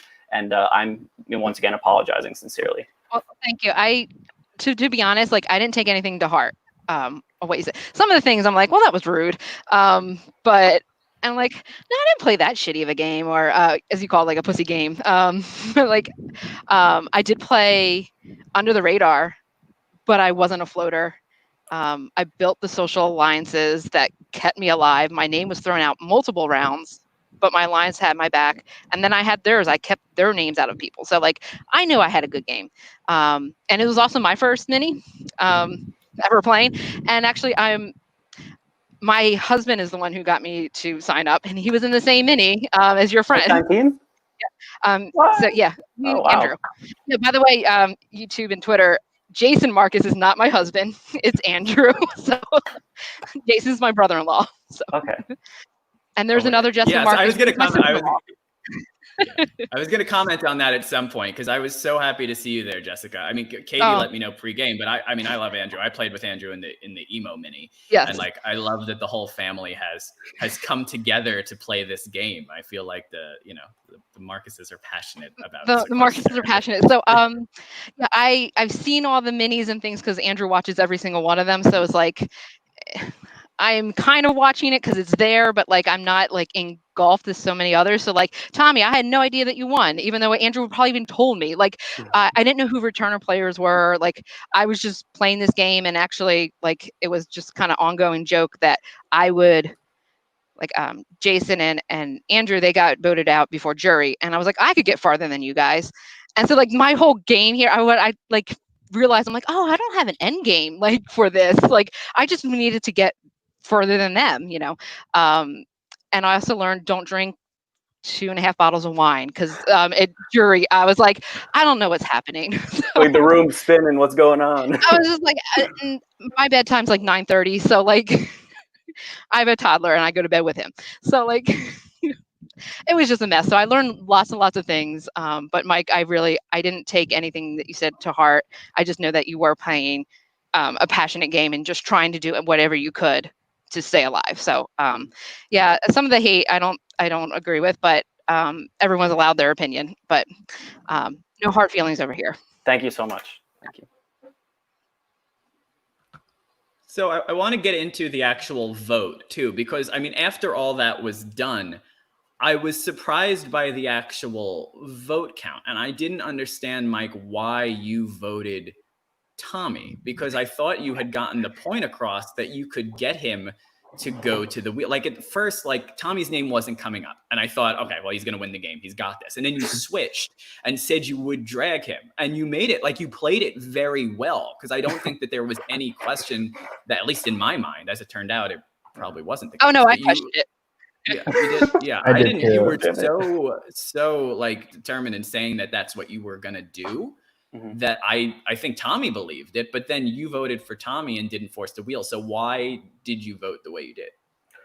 Ultimately, I thought out of everybody, Tommy to me just played this game that I just respected and wanted to emulate.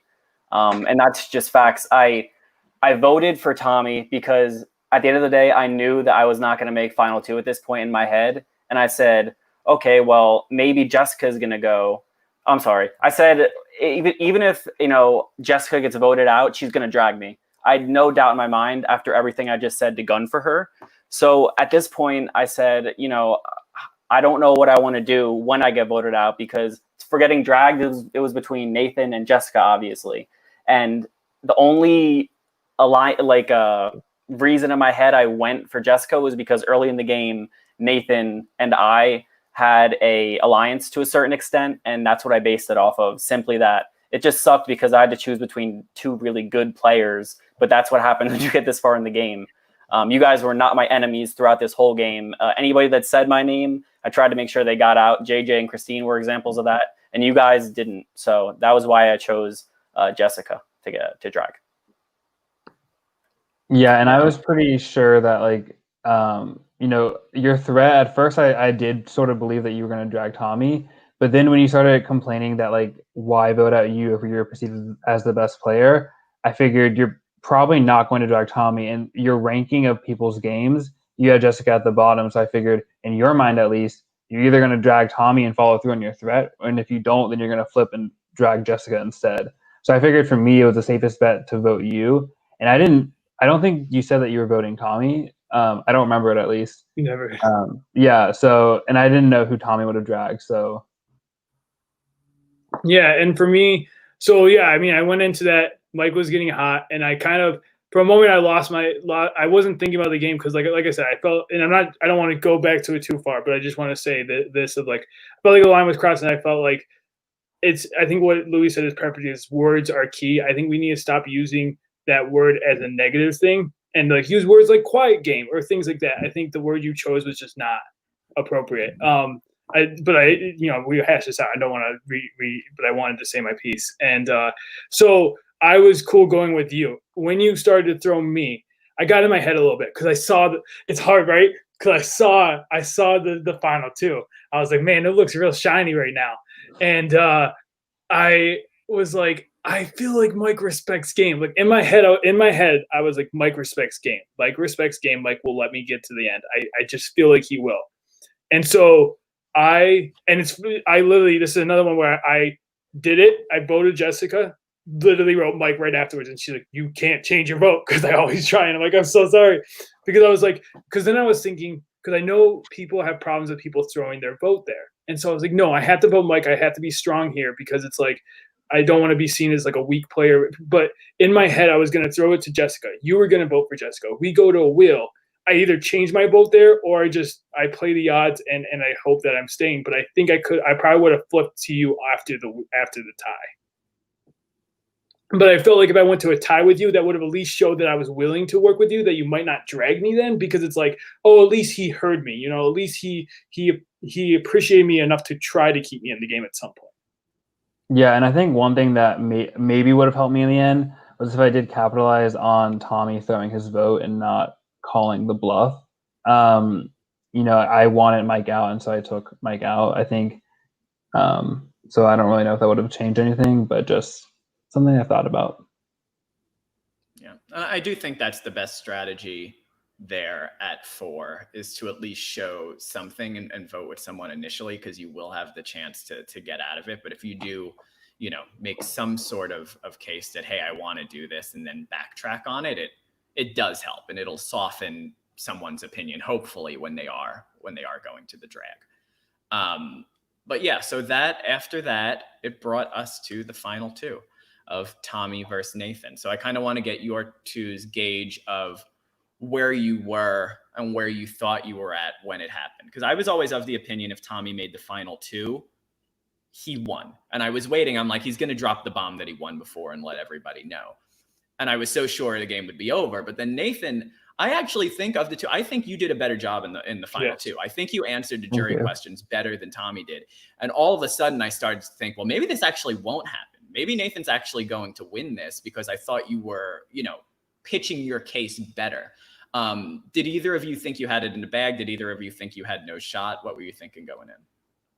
So I sort of came in like the whole game, I was just very chill and relaxed. And the last time I was just so stressed out the entire time. And once I made it past like the first 3 or 4 rounds, I really felt like I think I have end game potential. And so I was content the whole time, just playing and going as far as I could.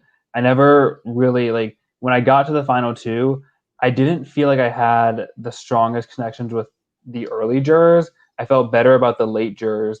And so I felt like I had Jessica's vote, which I did, but I didn't really feel like I had solid relationships with Tyler, with Mark. I knew those people were probably going more towards Tommy. And so I was trying to work my way into explaining my game in a good manner. I think I had some good answers. I think I also rambled on others. And, just little things I was trying to do was the final pitch. I wanted to go second, really badly. Because once I found out that Tommy had won before, I knew for a fact, that final pitch, he's going to kill it. And so I wanted to take that momentum away from him and give it more towards me. So I think I wasn't extremely optimistic. I felt like I had a few. I'm glad I didn't get blown out, but yeah, Tommy just balled out. I didn't see a lot of Tommy's game, honestly. I didn't realize how big of a threat he was. And then I think also coupling that with having not known he won before, I just didn't see it coming. And that's, kudos to Tommy. Yeah, and for me, I felt like I didn't have Jessica's vote because I just feel like, and Ben, honestly, I'm surprised I had Ben's. I'm actually curious to find out who the second vote for Nathan was, because I thought it would be Jessica and Ben were going to vote for Nathan. I felt I had a good chance. I also know it's hard. I have speech problems. I've had speech problems my whole life. So I know public speaking is my worst quality. And I know final 2 is not something I'm great at. And I wanted to improve from last time because I get all over the place. I get flustered. I get excited. And I know what I need to do is show passion, because I enjoy the game and I try to be concise, because when I get too long-winded, I get all over the place. And I definitely think Nathan killed the final 2. I think that the only thing, if I caught him off guard, I think me saying I was a winner caught him off guard, and he felt like he needed to push that he was a returner a lot, and he felt like he needed to push the social things. And I feel like he kept going in a circle on that. And I think that's the only thing that saved me, is I think I got in his head being a winner. And I think I got in my head. I think I mentioned it too much. I think I should have talked more about my post jury, because I think that was a good part of my game. And I think I got so focused on the fact I won that I think I should have focused more on this game. Like I said, I think, and so I guess to answer the question, I felt good. And I felt that if I didn't win, I felt like I still played a good game. I felt like I saw the win and I was pretty sure I won, but it's I always think that I literally both times I literally sat there and I'm I say the other person's name in the fun, because I'm in my head, I want to be ready to hear the other name so that I'm not surprised when it's not my name. Yeah, and I agree with what you're saying about me going in circles. I think if I had listed the names of my social connections earlier in the game, as opposed to just saying that I had them, I think it would have been a little bit more useful. But by that point in the game, my brain was just so fried, and I think it was just hard. Jessica asked me a question and I started rambling, and then just totally blanked on what she asked me, so I had to re-ask like what the question was. But I think highlighting, I think it's hard to explain a social game is what I figured out from this time, and I feel like it's hard to explain that, you know, by the time that you get to the final 7, if you're insulated with every single person there and no one's actively targeting you and they all want to work with you, it's hard to like articulate that. And like, if people haven't seen that, you know, in that short jury time frame, like the jury's already chatting with each other about what they've seen. And if I didn't see Tommy's game a lot, it's harder for me to be able to fight against it and successfully explain my own game. So, and that's what's hard too. We both played social games, so we were both arguing the same. Like it was hard because we were both like, well, I did this more, but it was the same. We were both on the same path almost, and that was like the hard part too. Is you almost needed a completely different player to be able to navigate that route that you were going in. And me too. Like I think it hurt me as well. Yeah, and I think your whole winning argument, like I tried to really focus on the fact that I didn't win before, I did really badly, and I learned and tried to create that sort of story arc so that people could feel more invested in my arc and my overall like voting for me to win, as opposed to voting for someone that had previously won before. But yeah, because I mean, like I was looking at it like, okay, Tommy's going to drop the bomb that he had won before, and it like, I don't know, I felt like it kind of fizzled. Like it wasn't in the placement that I would have liked, because I thought like, I don't know, maybe I don't know what I expected to happen, but I thought like it would be put there and it would just be over once people knew. And I felt like, Nathan, you managed to maneuver around that. Mike and Jessica, what kind of went into your thinking in the vote? Did anything sway you, or were you pretty solid going in as to how you were going to vote? First off, during my questioning, I was supposed to ask, what do you think you did the best during this game? And somebody asked that already, and I started panicking. So I was like, who do you think played the worst game? Yeah, and then definitely I came out of my mouth and I add said, to the, you know, to how your character is coming out, for that to be the final thing. You're like, oh goodness. Yeah, so that was another mistake. This is my first game. Hopefully I come back bigger and better next time. But no, I really, between you two, if there was 2 guys that I wanted to be there, if it was a third, it would have been Jessica. I just had to go with Tommy because I feel like he controlled so many aspects of the game. And when he like talked, I listened. Whatever he told me to do, I did. And I feel like a lot of people didn't have that effect on me personally during this game. It was him, and who else had that effect on me? Jesus Christ, I'm blanking on his name. Yeah. Neve, yes, Neve. Him and Neve, I listened to them. So, you know, at that vote, I said, I got to go with Tommy because he really influenced me and kind of controlled, you know, what I did at certain rounds. Yeah, and I think going into the finals, like going back to the question before about how I felt, like I definitely felt like I didn't have Tyler's vote. I didn't think I had Mike's vote either, just based off how he was, you know, glorifying Tommy's game in the Final Four. And so then when Mike asked that question, I was tempted to say Mike, but I went with Tyler because I felt like that was a more sure vote that I didn't have, and I felt like I could also explain, you know, a good like facet of my game with taking him out. And I should have just went with one instead of basically saying the whole. I was like, this person and this person. I'm like, Jesus, like I was like, what was I doing? What? For me, like I already knew who I was voting for. It was Nathan. Like we were riding from the very beginning. So like I feel like nothing would have swayed my vote there unless Nathan was like, Jess was the worst. But you know, but that wasn't it. So yeah, it was pretty straightforward. Do we know who the other vote was? I haven't heard from anyone. Man, okay. Maybe Mark. I guess that's the only thing I could think of. Maybe Mark did it. I don't know. Yeah, I didn't really feel connected with Mark, so I don't. I felt connected with Mark, but I mean, either way, it was crazy that it went down to 5-2. I mean, my last game was 4-3, so I expect close matches. Like I said, I'm glad like my game did, like the fact that Mike, I felt like the jury knew my game better than me at times.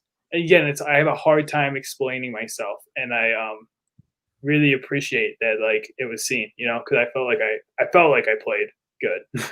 No, yeah, absolutely. I mean, I've said it enough at this point, but yeah, we don't need to call me anymore. You're there. I mean, you have already within 2 games in 10 days, you've won them both, and you've become Lower the threat. We don't want.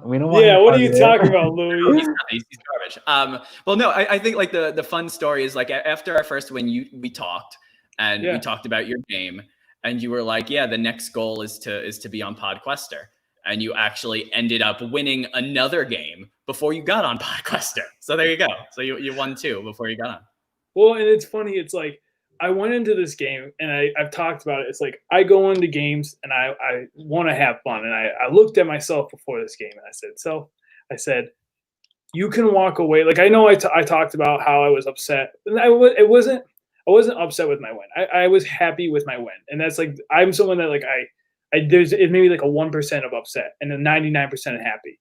But it was like I felt like I did need to prove something. But then before the game, I sat down and I said, don't go in too hot. I said, be happy. If you go out first, you still won the game. Many people can't say that. So I think that helped me because I always felt that even though I wanted the win, I was okay if I ever left. Like I wasn't going to be bitter and I wasn't going to be upset with myself if that happened. Absolutely. Well, now you're on 2 leaderboards. So it's nuts. You're at least committed to 2 more games at this point. I know. Then I gotta retire. then I gotta bow out because. Man, yeah, it's just exciting. You're going to be up to the amount that I've played just because you have to do 2 more like within the next 3 weeks or 4 months, I guess. Do you know what's funny? I was real tempted to play. So I played Thursday. I was real tempted to play Saturday because I was like, why not? You know, like let's go 2 for 2 in like 3 days. But I think this was the right. You know, everything happens for a reason, and I think this was the right cast. It was the right. You know, this is what was intended, and I'm just thankful, and I've talked too much about myself already, and I'm just humbled by like people, the talk that is going on right now. I don't, it's like you said, it's like the talk of greatest or whatever. I don't. I'm Tommy. Like I'm the fanboy Tommy. That's who I am. I'm still geeking out that I'm with Louie right now. I'm geeking out that people are in my DMs. Like I'm like.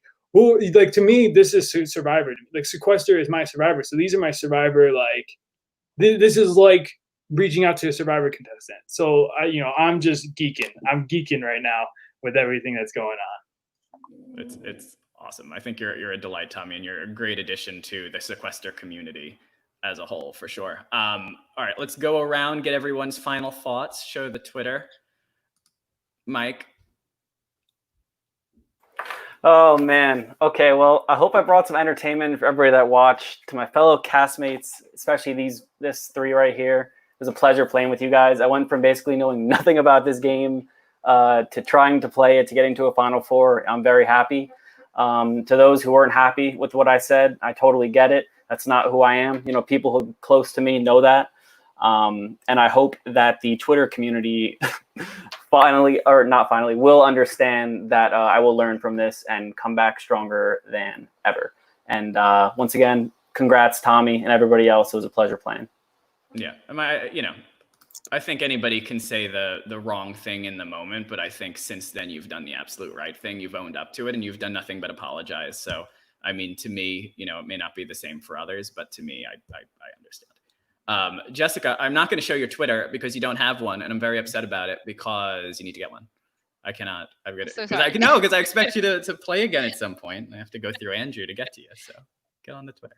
Oh, sorry. Well, I'm a busy mama.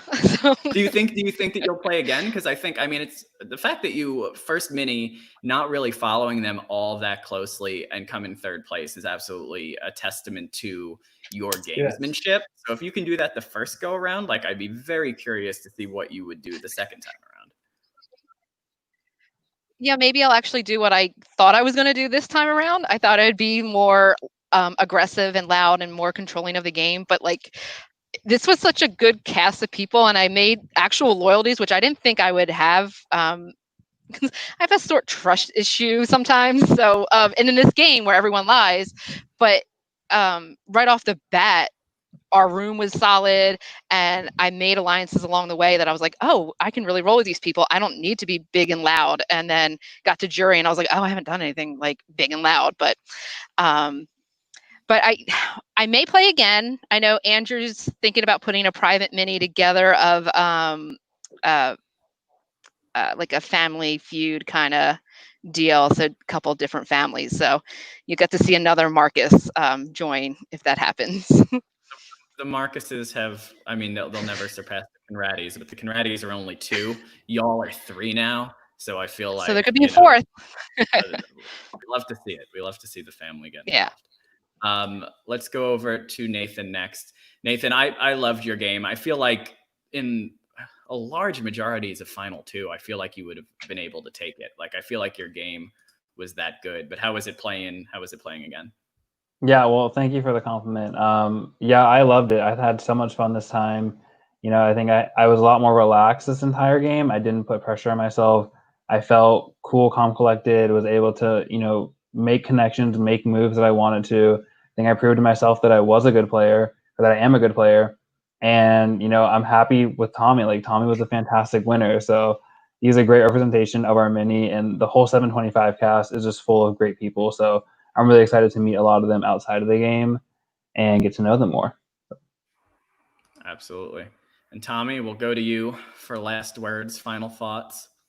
Yeah, I mean, this is just a wild experience. You know, you told me 2 weeks ago that I'd be a winner, not once, but twice. Like, 2 leaderboards, like, that's insane. Like I think, you know, it doesn't happen. So for me, this was just a really fun experience. I think I said on my Twitter, but it's like, this was for fanboy Tommy, that like I stood on, you know, me and my brothers would stand on our couch as a kid and like pretend to be on Survivor challenges. Like, I love strategy games and I love these games. And like for me, it's like, I feel like everyone always says, it's like, oh, I can do that. And it's like, this just like validated that, like, no, I can do stuff. Like I'm Tommy. And I'm just, you know, I got emotional last night with all just the positive feedback I got, because it was so kind. You know, you guys are too much to me, because it's just, you know. Also, did anyone notice my crock pot in the background? I know there's been a big buzz on the Twitter. It was a reference to Milo, because my first game, everyone was like, he's Milo. He looks like This Is Us. No spoilers, though. Don't talk about it. But I just wanted to mention that. There was no soup in it. It was empty. We love the Easter eggs. I used to hide stuff with the whole loose stuff. I would put the hat behind me, but no one ever caught really? it. So yeah, I feel like you gotta say it afterwards. But we love Easter eggs in both videos and behind you. But I thought this was a great mini. I know some people were more down on it than others, but I thought, you know, maybe first few rounds were a bit slow, but I think, you know, from jury phase on, it was fantastic. We had great characters, we had great gameplay, and I was a big fan. It was a delight watching it. So thank you to all of you for being on today. Thank you for entertaining us last night. In terms of later today, first off, thank you to our mods. We love you all. Will from America for the theme song. We will be going live here in about 25 minutes. I won't be there. I get the day off. I'll be watching though. I don't want the day off. For the undercover private Sequester Mini, which will be fantastic. I have some theories as to who will be on. I'm not going to say them though, but I have some pretty strong hunches.